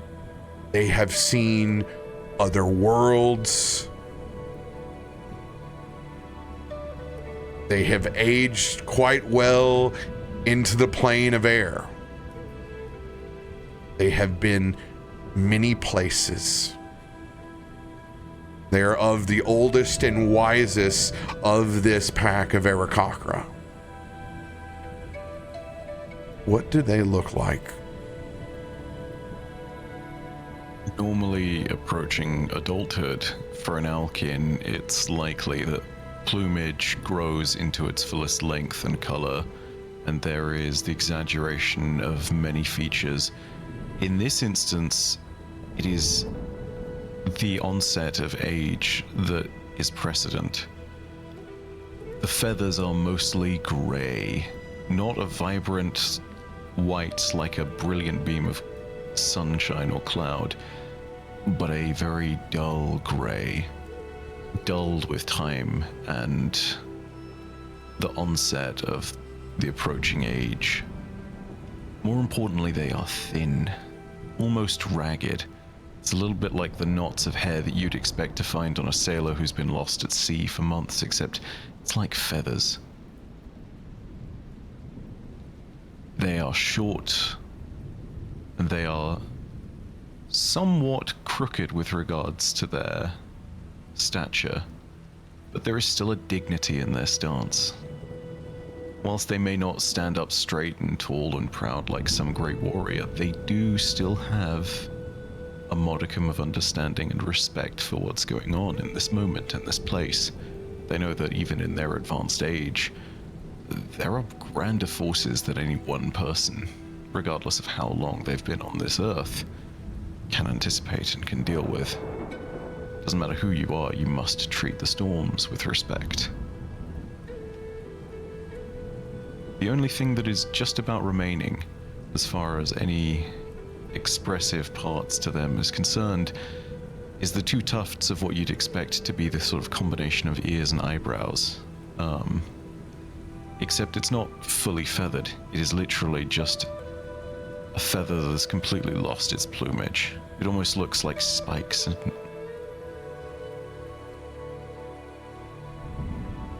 As as they step forward. Good.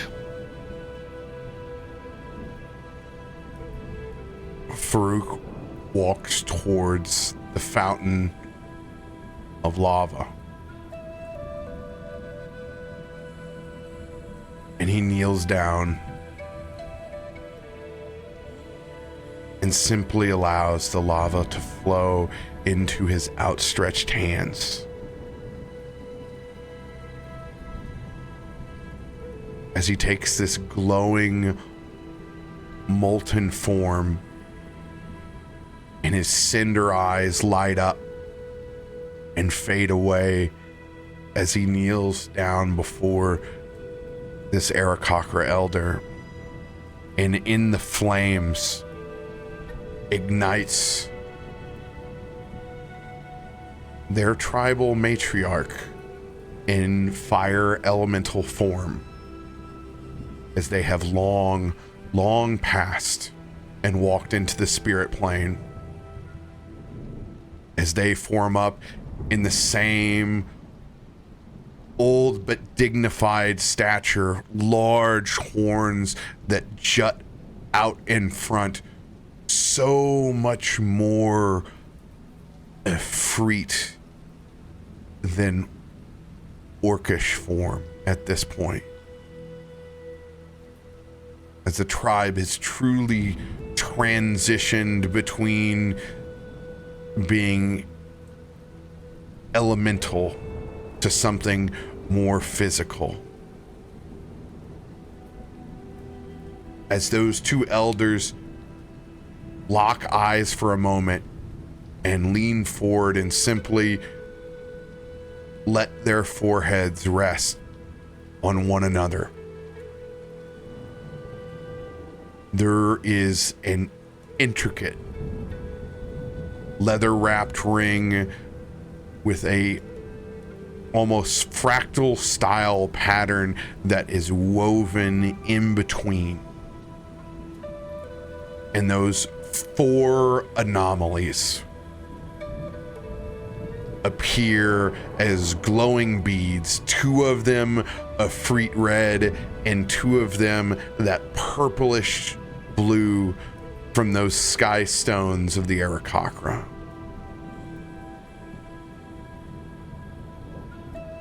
And as they form and divine their own map,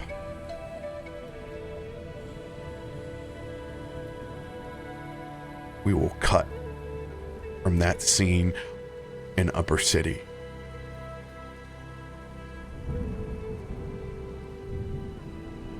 And we'll go take a quick break as we reconvene back at the Warden's Lodge. That was beautiful. Very well done. Very well. I will be right back. I need to splash water on my face. Thank you for putting me in there. I do not know what the hell is. Yeah, I need to get myself some coffee in there. Thank you for keeping me in the moment, RoBear. Keeping me in the scene. Whatever. Just turned on the lore machine, baby. It's like, oh, needs description. Yep. Throw it back there. All right. Nope, not like that. That's not how you describe that. Okay, I'm gonna go snack on something. Your description of that Alkin. This is so good. He is our forever our owlboy. Yep. He's our bird. No, I was like, aw. He knows so many facts about owls he probably would have never known if he didn't have to research them. Plumicorns, by the way. I was forgetting the name. Plumicorns, the eyebrow/ear things that owls have that are neither, that actually. They look spiky almost. So cool. Yep. All right. Cool. I will be right back. I'm gonna get some. I got her. I got her held down.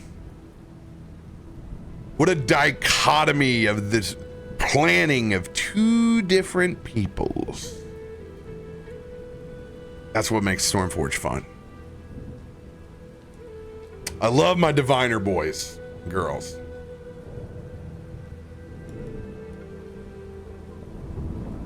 Gotta have faith, yo. Love it.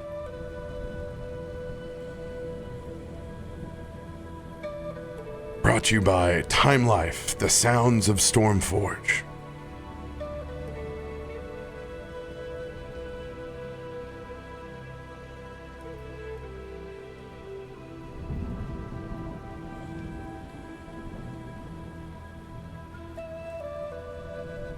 two different peoples handling the same situation in very different ways. The overlay work? Hey, it paid off. It looks good, doesn't it? Looks clean. Thank you. Yeah, we're gonna have the class icons and levels for everybody. So all the shows are gonna have this template on it. And we switched to stream elements chat because it loads more of the message in. This will be the format. Yeah, it kind of fills it all out, right? No wasted space. Icons look so much better than just like listing, you know, the word, right?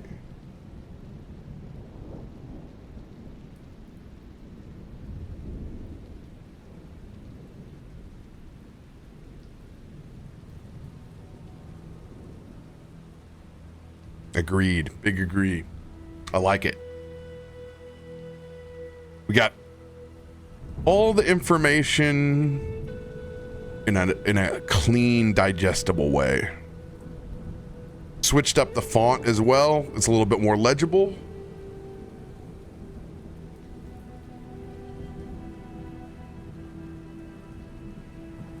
The log does not extend that far.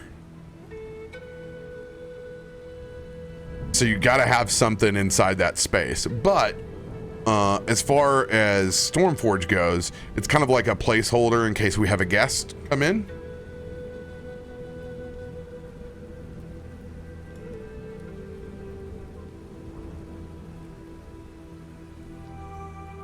But most shows are already kind of full up, you know, to where it's like, oh my God, if you bring a guest on, it's a lot.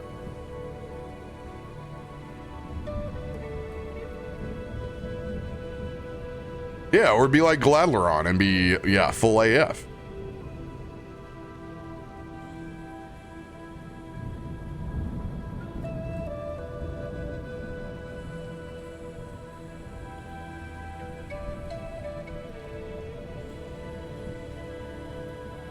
I'm not even on the bottom row.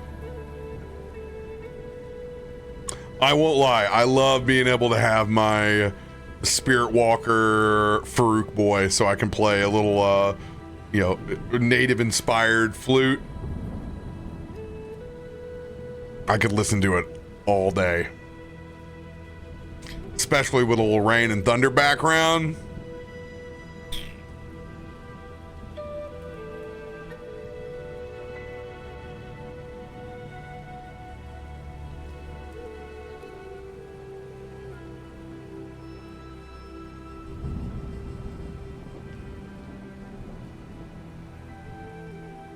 Yeah, social media rotator works.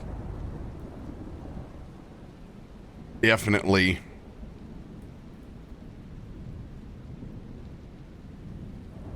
Just have to make it legible for the size that you have. It's what you just run out of space eventually. You try not to. Eventually you can end up putting out way too much clutter. And then you have to go back to the basics again.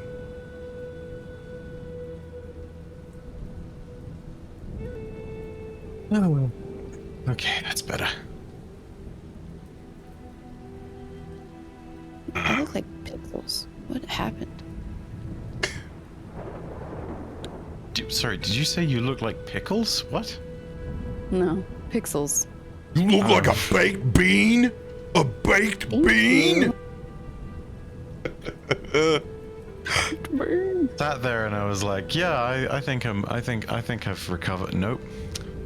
Clearly not.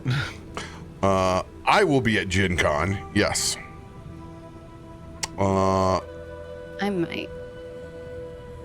It would be awesome if you were. Yeah, I want me and my work partner to go. We just got an IRL streaming backpack. Yo, so, let's go. Wilderwood project on Twitch IRL streaming time. There's so much at Gen Con too. Yeah. We have our signups for True Dungeon, which is like the best thing to do at Gen Con. Ooh. It is, it's like escape room meets D&D. So you like go through the dungeon and you have character sheets. You have, oh my, it's wild.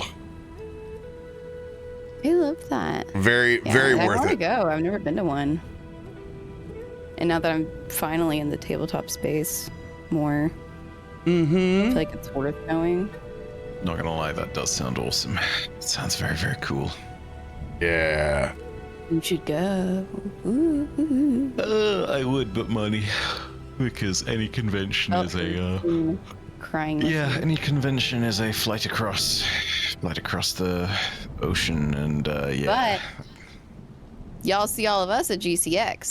Everybody here, live on stage. Yeah, I guess it. Hey, you know what? You get the little insider scoop, everybody. Stormforge live at GCX. What do you think about that? You. Full cast. With all these talented people. I will not be gonna leaving be the hot building. and sweaty. Exactly. I will not be leaving the building. I'll be remaining in air-conditioned locations at all times. It'll be Drak and Ed's first US live show. Technically not my first. Mine wasn't a big one, but I did do a live show in Gen Con. Yeah. Rats. We only have Ed's USA cherry then. But we love it. The first GCX show, and we have 3.5 hours. Kevin was so kind to us. He is not thinking about my schedule. I love it. I can't wait to tell him day of, and they always have to find last minute host. Yeah, because you're. Sorry, we forgot. We allowed our host to leave for 3 hours. From 2:30 to 6 o'clock. I mean, that is around the time whenever our larger events for the day/evening start happening. So. And let me tell you, for all the veterans of our shows that are in chat right now, it's not at 10 in the morning. I'll get to have a sandwich before I DM. Those have not been very sober mornings. I'll just be very honest. I mean, all this really means is it's still going to be morning for you. It's just going to be that you get the proper amount of time to actually get some kip before any of that nonsense is done. Yeah. And you get to cry in person with us. Evidently, we did that to Zero Beast. Broman was crying. Aw. He was sitting front row. Right next to my son and husband. No one's prepared for the end of a 2-year campaign to unfold in front of them. There was a lot of feels. Becca slowly melt. Because I watched it. You did a rerun on your channel the other day. And I saw it. And so that was my first time ever rewatching it. Oh, God. And so I was watching, and I was making me cry again. I was like, wait, stop it. And then like Mike reaches over to hug me. It's like, oh. Melt. So yeah, bring the tears. It's not called Stormforge for a reason. Wow. All right, be right back. Yeah. Let's bet how long it takes him. It's 2:29 right now. 3 minutes. 3 minutes? Yeah. I think it's gonna take him 6. I can hear you. At that rate, it's gonna be like an hour. I think it's gonna be 30 minutes. That's the over/under right there. Wait, here comes the middle finger in the camera frame at the just to let us know it can still be heard. Make sure you beep, because we all know what that means. Woohoo!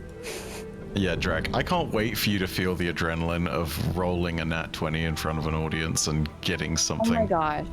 I'm very excited about that. And getting terrified in the audience too when it's a 1.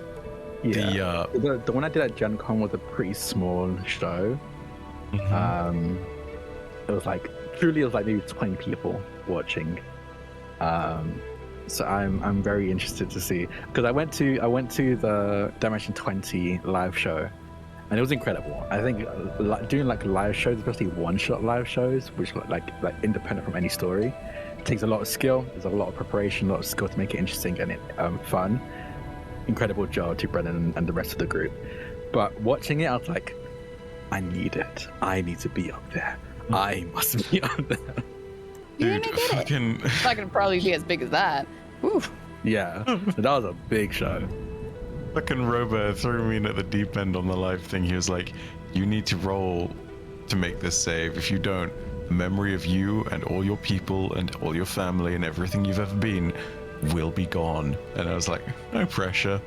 Like, then the 20, you build that shit up and it feels so good. And yeah, I don't care. Yeah. It's not at the 5-minute endpoint and RoBear's not here. Damn it, I can say what I want. All of y'all. Yeah. No, that came through. You did not mute. Oh, don't say that. Don't stress Pipe out. Oh my gosh. Have y'all ever thought of, being improv actors, about how easy it would be if we all were certain characters except for one of our friends in person and they didn't know that we were all acting? What are you talking about? Oh. That'd be great. We can make you believe you didn't press the button. We should all play Myshkin for the live show. It should just be everybody's Myshkin. I've just realized this. That's I never want to make Ed feel uncomfortable with any of this, but like, there is a part of me that questions: is he going to turn up with cat ears of some kind? Like, I don't know. Like a big fluffy pair of ones, as though it's like a proper. Oh God, I just get to wear this in person something. now. Oh yeah, because you got the jewelry, don't you? Mm-hmm. Yeah, which I love, but it doesn't sit well with my ear headphones and stuff, because it goes like this, goes around, oops, and then that you press around there. But it's super cool. I love it. That's so weird. You shouldn't have. You're definitely subbed, Hunter. What's happening? The best Hunter. Being subbed. Yeah. I don't know what's going on there, my guy. I'm terribly sorry. I wonder if he missed the time to run an ad on his own. But it shouldn't affect regardless. I mean, on the plus side, it's now, not during an actual thing of RP. All you're missing out on is silly nonsense banter and occasionally dropping a bomb, like. Yeah. Wait, what? I didn't. Everyone was talking. I did not hear what Sam said. I know you're good. Sam has a mischievous look on her face when he said something, so I know it was something highly inappropriate. You're perceiving me right now? Yeah. Stop it.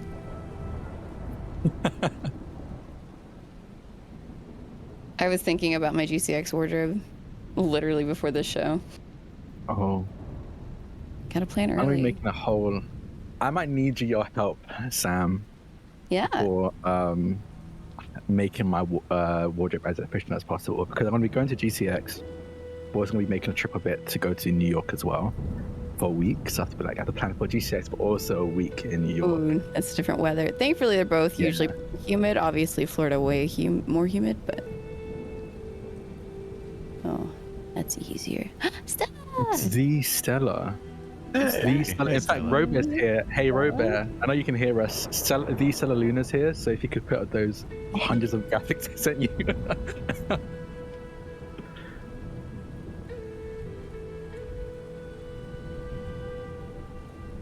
No, headphones are off. Yeah. And that's why we need to stop talking all of this. Did we miss the hat, or am I just noticing the hat? I feel like he wasn't wearing a hat earlier. Oh man, you came back 1 minute too early. You made it to 5 minutes. I said 6. We gotta stop. We gotta stop talking now. It's not fair. I have sworn so many times, RoBear. It's incredible. Oh my god! Don't. Why? Yeah. Are you both like this? I'm sorry. Like what? No, I he literally wasn't What if muted. you're like? Both you're like, I'm gonna stress someone out here today. It's RoBear. Don't you dare Our brother. demonetize my $1.50 video. Sorry, I can't Don't hear you dare. I need every one of these 500 views on this video by, otherwise I can't buy my barbecue sauce at Aldi's. Don't worry, they'll give it to you for free, you influencer. Oh, he's an influencer. Yeah, it's an influencer. The Aldi's has an iron price. And that is the quarter for your buggy before you go in. But I refuse. Because I bring my own bags. And I don't need a full cart of groceries. I've just realized the most cursed thing. The My Aldi's... No, the Aldi's iron price. You know what? Aldi's... Oh, don't It's you literally dare. a- Don't you dare. Don't It's you literally dare. a setup. How the hell has this existed in my life for literally the entirety of it? And I've never What's the lid on? realized. I'll take you to What's the lid on Aldi's, okay? Yeah. Where? By the way, one D's joke and every one of my mods peeks their head out and like, Nuh-uh. oh, we got a D's joke out here? Yep. Every single one of them. They live for that. That's like mod catnip. Mm-hmm. I was gonna say mod nip, and then I was like, that doesn't. No. Mod snip is a totally different bag, baby. Yeah, that's Don't get us. accept them. You'll get us mature filtered over here, okay? It's already hard enough to be seen with D&D. We can't be pile sorted into the never to be seen. Oh, you have a woman in here. They push it down. Quit getting in that chinchilla hot tub, okay? That's It's volcanic ash. it's just the problem with running D&Ds, as in both of Ds. Anyway, so the wonderful Stella Luna's in chat. That's who I'm on the stream with for Pheromones, A Brilliant Ruin, and the API months of Miss campaign where we do one shot we're doing. So you can click on their name to follow them and check out the stuff the many things I said I was involved in. Stella, we have a whole file folder for you right now that we can go through of everything. We don't want to go too quick because we got plenty of them. I could put together a slideshow at this give point. you the overlays of all of the ones that Stella made for my TTRPGs. Yeah, Stella Boom. is an award-winning graphic designer. Actually, even our official, like the weekly jam show that we do, Stella did the overlays for essentially. Why do you think the portraits were vertical today on the tweet? Yeah, I literally sent it to Stella and I was like, I think you inspired RoBear. I tweeted. I told her, I was like, oh my god, your stuff looks gorgeous. I need to be doing these vertical portraits. I was open in my admiration and love. I will say this too. I really hope I'm getting this correctly because I'm so tired. It's entirely possible I've gotten this wrong. Nope, I am getting this wrong. My apologies. I thought that. Yep, I'm totally mixing up people. Ignore me. I am so tired today. I'm so sorry. good. Thank you for all the great work you do, Stella. Yeah. We love you. Bye. Small context for my tired brain. I was convinced that on Twitter I'd also seen that Stella had recently gotten a job somewhere, and I was like, hell yeah, awesome. Nope, thinking someone Congrats, completely different Stella. in my tired brain. Congrats on your job. I'm so yeah. It's okay. I'm so happy. I was going to retreat into bug mode and just become a little chrysalis for the moment.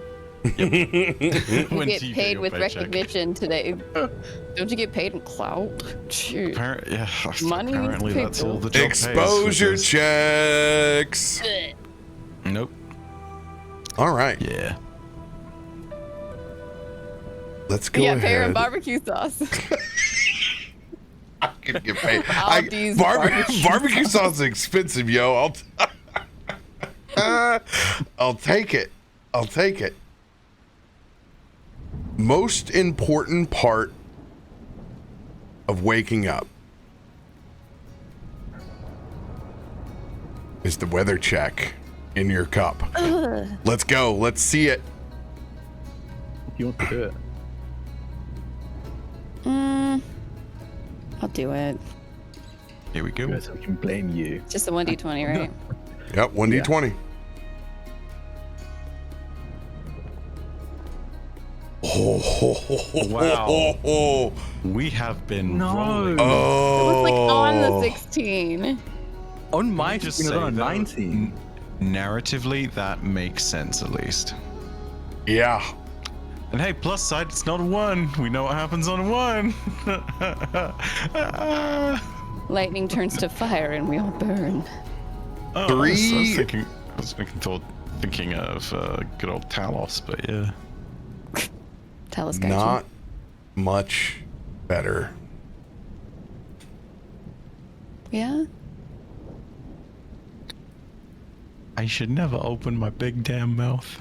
Go ahead and make those constitution checks over at the Amber Forge.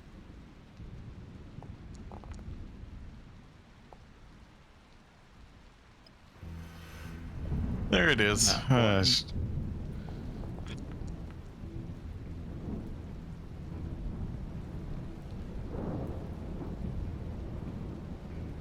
Wally. Yeah. The lightning rattles the windows hard enough that it sits you up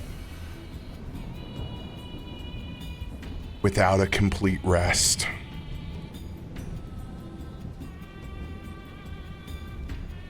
You all are exhausted.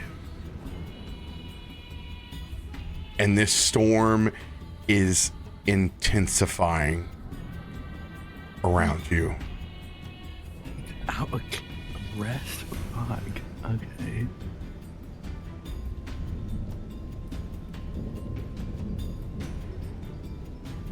Was it shorter than a short rest? Or a little bit longer to where I can get one spell slot back? Short rest again only.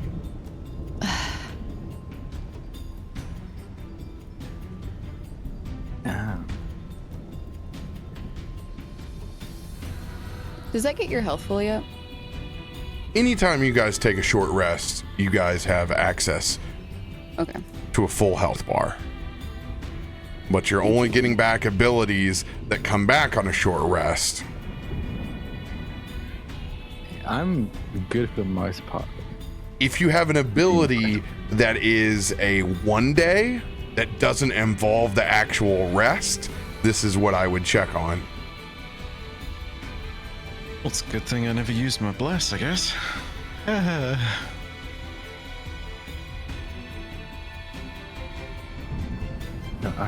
I'm good. I have 1 feat that I don't get back, which is actually kind of unfortunate because it's my advantage generator. That's going to be interesting. You guys hear the front door open up. And not gingerly.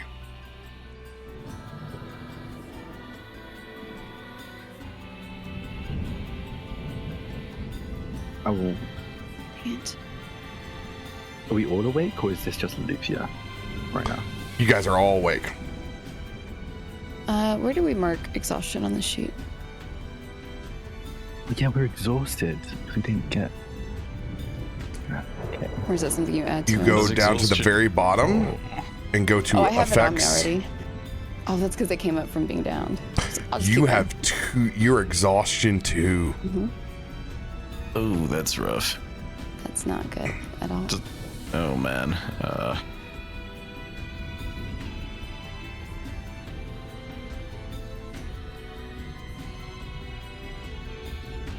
no, your speed is half to exhaustion too. Yikes. I just better not get one more. Yeah, 1 more is the really scary one.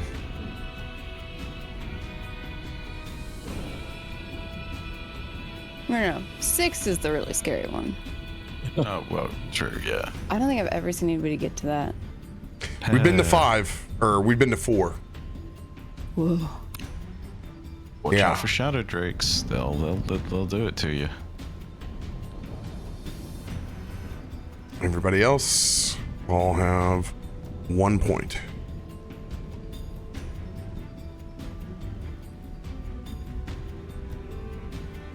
Kallisto! Riley! Yeah, I'm coming. I've been getting her out like normal day wear, quickly on, and rushing out the door alongside him. The storm's only gotten worse overnight. Yeah, we can feel that. We've been outside in it praying all evening till we couldn't anymore. Did this cause you to stop? We were able to finish our prayers, but it's too difficult to fly.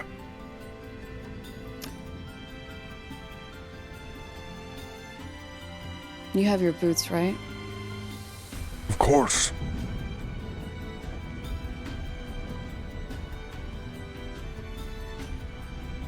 Well, I guess it's really one of the only ways. How long did you say these boots last for flight? 10 minutes at a time, I believe it was.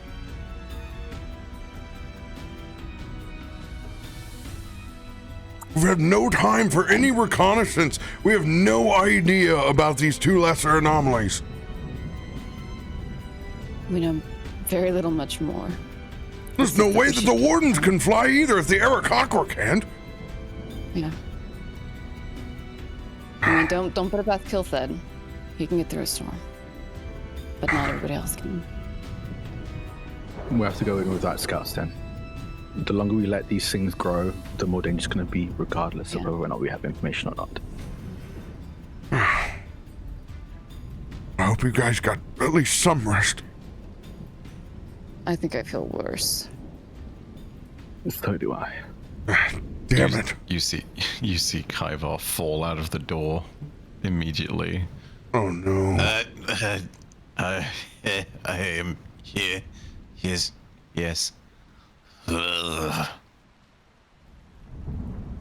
Not gonna have to ask on that one. No. This isn't good. Get moving. Head to the Warden's Lodge.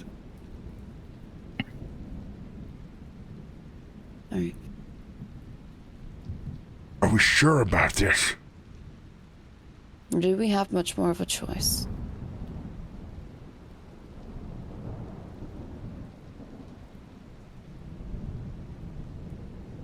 I don't know. No.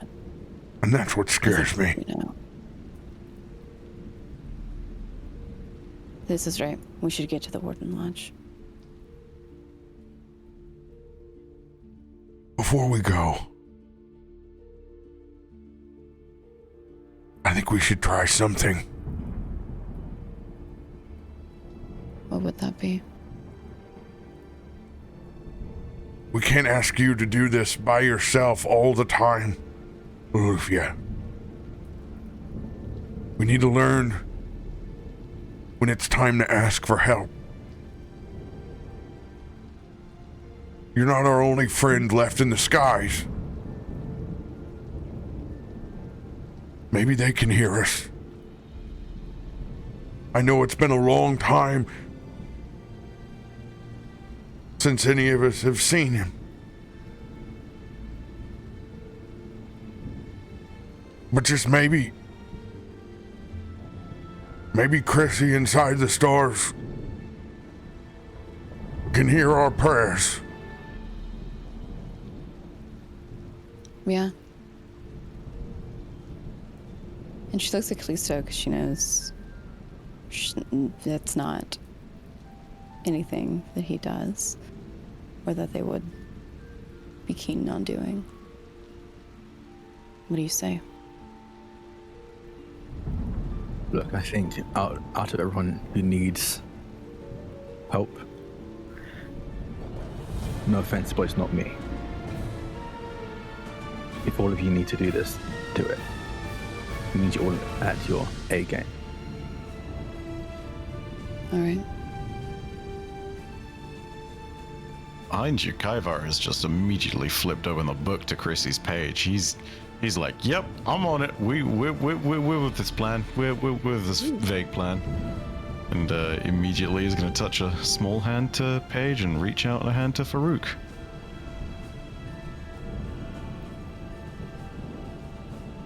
Let the stars guide us, Kaivar. Yes, yes. For they laid the path, and we must walk one more time. Yeah. Even though they are not in the night sky, your book remembers them. And that constellation is going to light up inside your book as we all three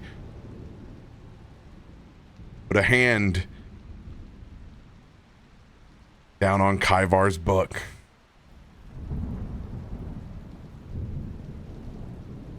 And I will cast Divine Inspiration. Whoa.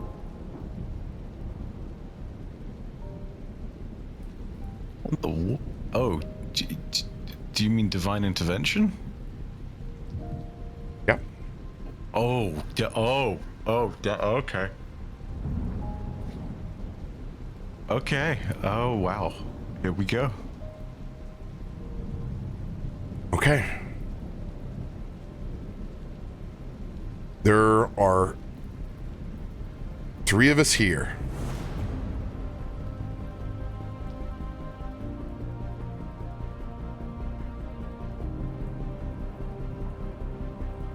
Three consecutive numbers for each of us.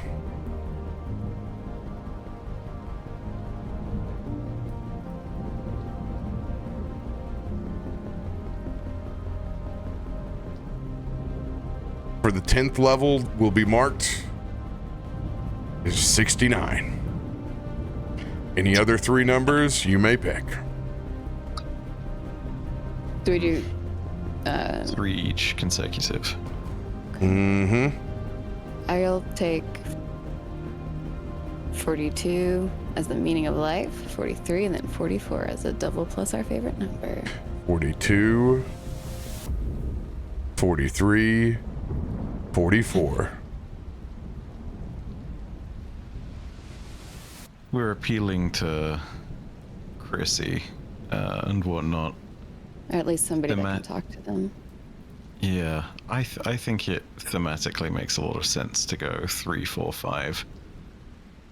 4, no, excuse me, 2, 3, 4.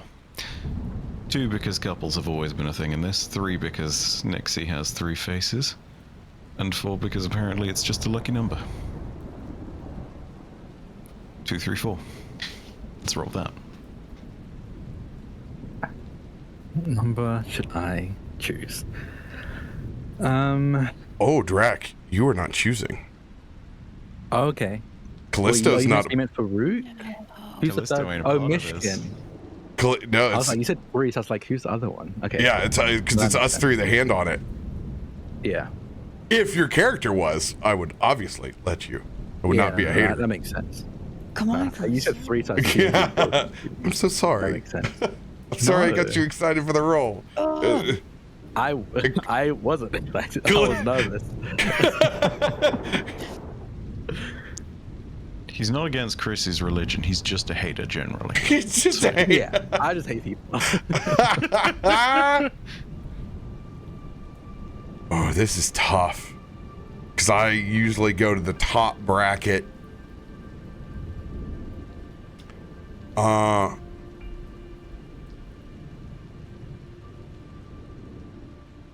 It just pops up for me a lot, so I'm gonna do 93,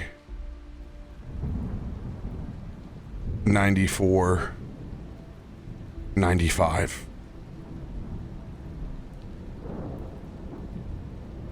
And we have, what were your numbers, Bife? 2, 3, and 4. 2, 3, 4. All right. Here it goes. Like how we all have 4s in ours somewhere. Somewhere it's out there. Ah. Damn. 89, so close. All right. Burning our single luck.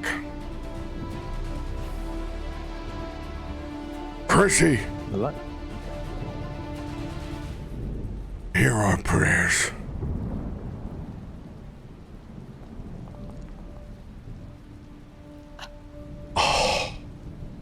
Damn. 89, 81. Normally in my range.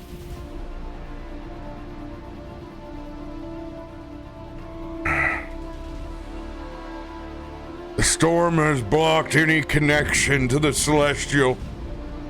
We're on our own. All right. Damn it.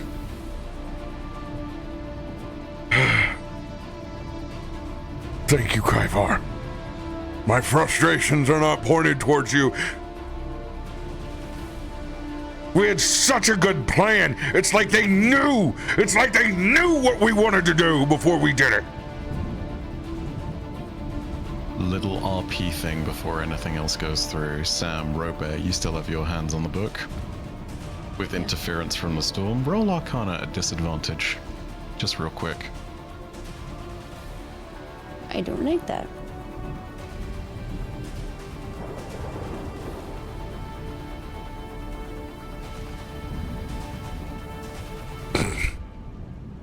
Okay. Nada. You hear the interference of the storm, and the book closes. I kind of want to luck that. You want to luck it? We have 4 luck. I'll let you know, it's just RP things, but you can luck whatever you want to luck. Ugh, roleplay? No, never mind. Famously hater of roleplay. That's why I get asked to be the hater, the real one. It's such a shame too, because the 19 would have been totally it as well on RoBear's end. But damn. Boo. So we're gonna do this. We're gonna ask Kelsod to take us up in this storm. All right.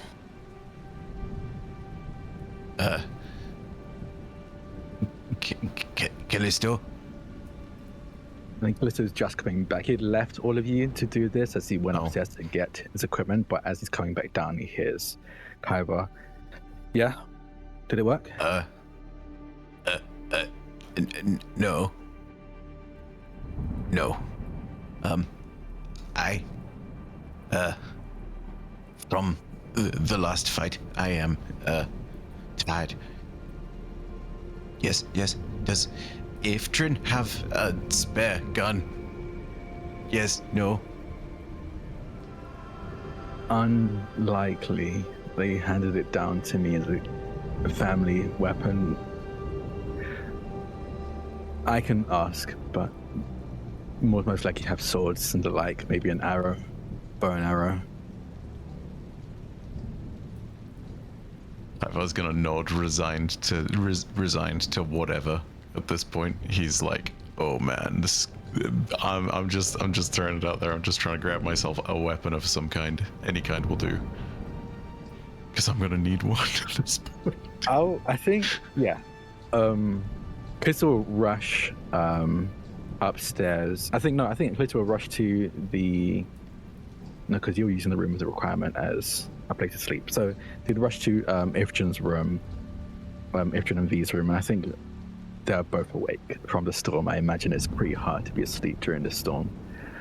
And Kallisto will just say, "Hey, Mum, can we borrow any of the weapons? I know some of them are probably for clients, but we need it for warden stuff. I can talk to the wardens and get you reimbursed, and so you can pay the clients, but we might need this to deal with this storm right now. Yeah, of course. Some of the high level stuff, the things that would probably be useful for you are downstairs in the back. Check the crate with the golden tape on it. Thank you. Also, we're going to be leaving soon, but you can tell Zebo he doesn't need to go to school today. I don't think it'll be safe to be walking around in this storm anyway. And Kallisto will rush downstairs to this crate with the golden tape on it. And I guess I'll leave it to RoBear. What kind of weapons would you allow me to say that we have to give to Kaiva and potentially anyone else who might need it? A shank. I mean, you have literal clan black powder weapons. There's not much that they don't make. I mean, it's... Yeah. Have you ever heard of the Love's Embrace? At this point, I would literally take a light crossbow if that's all there was. I'm sitting here realizing. Hold on. Yeah. Oh, Love's Embrace is a beautiful weapon where you can choose an element. Oh, it was so good. Fire and... It was... I think it's fair to say that it was pretty iconic. It was. And with my Echo having one element and I'd have the other. So sick. That was RoBear, but it's still sick. Yeah. I literally looked at Love's Embrace. There is a thing in game where it gives you warding bond. Yeah, legitimately, you could throw me a short sword and I'd be all good. Like, yeah, I'll give you best one. A flame tongue short sword. Oh, as they pull out. Unless RoBear says no, I'll pull out a flame tongue short sword. Yo, if RoBear agrees with that. Okay. I don't think there would be much that would be off the table. There's a nasty storm. You guys are about to go to business. Like, I also need something that's not magic. You have my gun. Dear husband. You do. You currently have my canister. You have the gun. But if you do want something else, you can definitely get something else as well. What would be... Are there any, like, bracers or things that are smaller? Like, she wouldn't... Yeah. I'd say maybe a...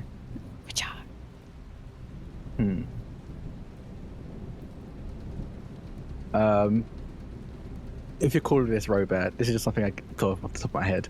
A ring of... Power? Ring of Eldritch Blast, maybe? Would that be a thing I could... Or would that be a thing that Loluphia would be interested in? I guess it's first of all. Not from... No? Not in Amberforge. Okay. It's an Amethyst Forge. Rivals.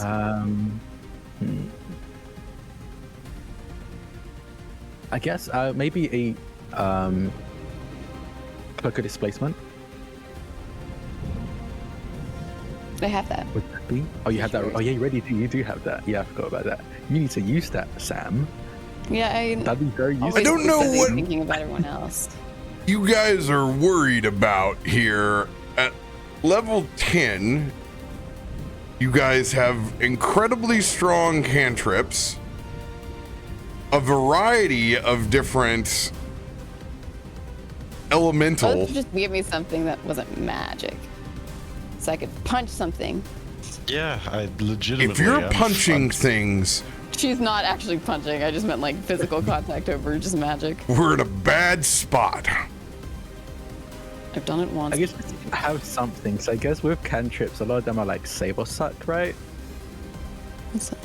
I don't know. I don't do magic. I just cast pew pew. So my spells are very much of the ballistic school of magic. Dude, I'll give Sam a flame tongue dagger. I'm gonna give everyone flame tongues. It was from a party that was a fire-based party that came and asked for commission from Ifrit.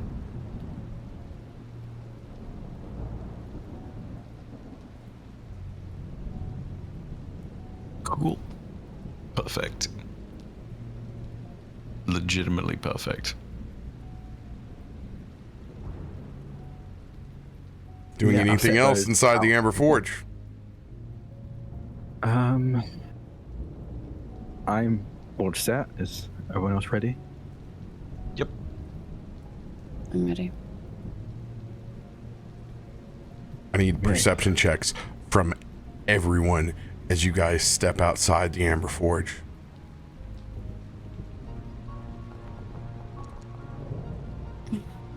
Damn. Drak, hell yeah. Finally. Meow. Oh, you're coming too? Okay. He just complains about rain the whole time. Oh my gosh, we both rolled 4, RoBear. It's for us. Wish we would have earlier. Kallisto, you're the first to step out and notice that the worst storm isn't above your head. As you look at this massive swell of an out-of-control thunderhead underneath the city.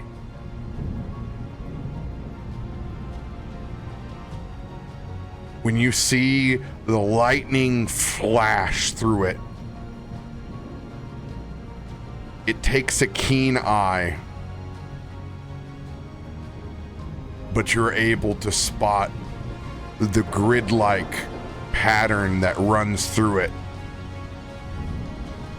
And if you spy just quick enough through the bolts of electricity, you can see binary run through it. As an artificial storm has been created underneath Stormforge. And that is where we will pick up with the full party as you guys head back to Horizon's End. Her eyes and end. Sometimes my inside thoughts should stay inside. My God, that was terrible. Oh, this is bad. This is so bad. This is so bad. Yeah. Yeah, Yancey Ben's mad. It's not a real ring. Myshkin needs to be here so he can roleplay that. Yeah. Thank you all for the cards. We're going to need them. Yeah. Badly. As the enemy of our enemy, we don't know.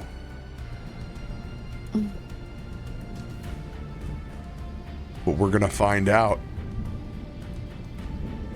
Where are you guys gonna head first? Exhausted.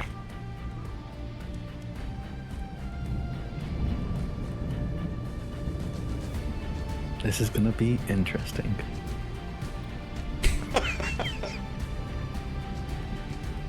Well. Gosh, that divine intervention. So close. So close. But we don't have a true cleric, so we have to go with just 10. It sucks. Normally I'm a 80, kind of 81 to 100. Couldn't have made it 89 and not 69 on that 10th number.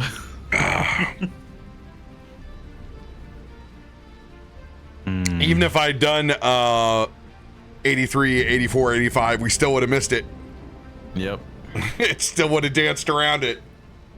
Yeah, it's rough. This is going to take some thought on what you guys want to do.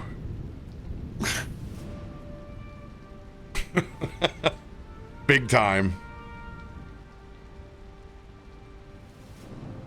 I don't know what the right answer is either. Probably something that you'll want to discuss inside your DMs. Yeah. Oh boy. Better DMs. What to attack first? This Just- anxiety. Not enough information. That's the problem. These rolls really weren't good to us for the story. I have a vague plan, but like, oh man, it's so nondescript. It's like, okay, let's just roll with the concept. But I think it's time for enemy of my enemy is my friend. You know what I'm saying? We'll see if we can even get to that point. That's the thing. Yeah, we may just be dead before then, and if that's the case, it's the case. You know. If we die, we die. Normal exhausted bife plus D&D exhausted bife. Hey! If I roll a fail on my death saves, it's fine. I'll just roll a new character. I'm not ready to deal with the emotional consequences of what's just happened. That'll be in like 12 hours time when I realize what's happened. I will put the flame tongue short swords on both of your character sheets. Much obliged. Much Someone's obliged. Somebody's getting stabbed with that, and I'm here for it. Mm-hmm. Either way, I got to imagine in my mind of Iftrin's craftsmanship, and that's enough for me. I should have described it more. I was just panicking as to what I should get everyone. You know what? I was so tired I missed a perfect opportunity. I could have just gone up to you and been like, Kallisto, give me a gun. Give me the gun. Yes. I was thinking it, but I was like... That's what I thought it was. But also, Sorry. the flame tongue there is... with you both. Yeah, the flame tongue is the far more practical thing to apply here for all intents and purposes, because, like, yeah, I was not worried about cantrips. I was worried about nasties getting up in my face. Either way, I'm excited for you to pick up Usa on the way that you go up while she's tethered, putting up these lightning rods. Get in, Usa. We're going shopping. All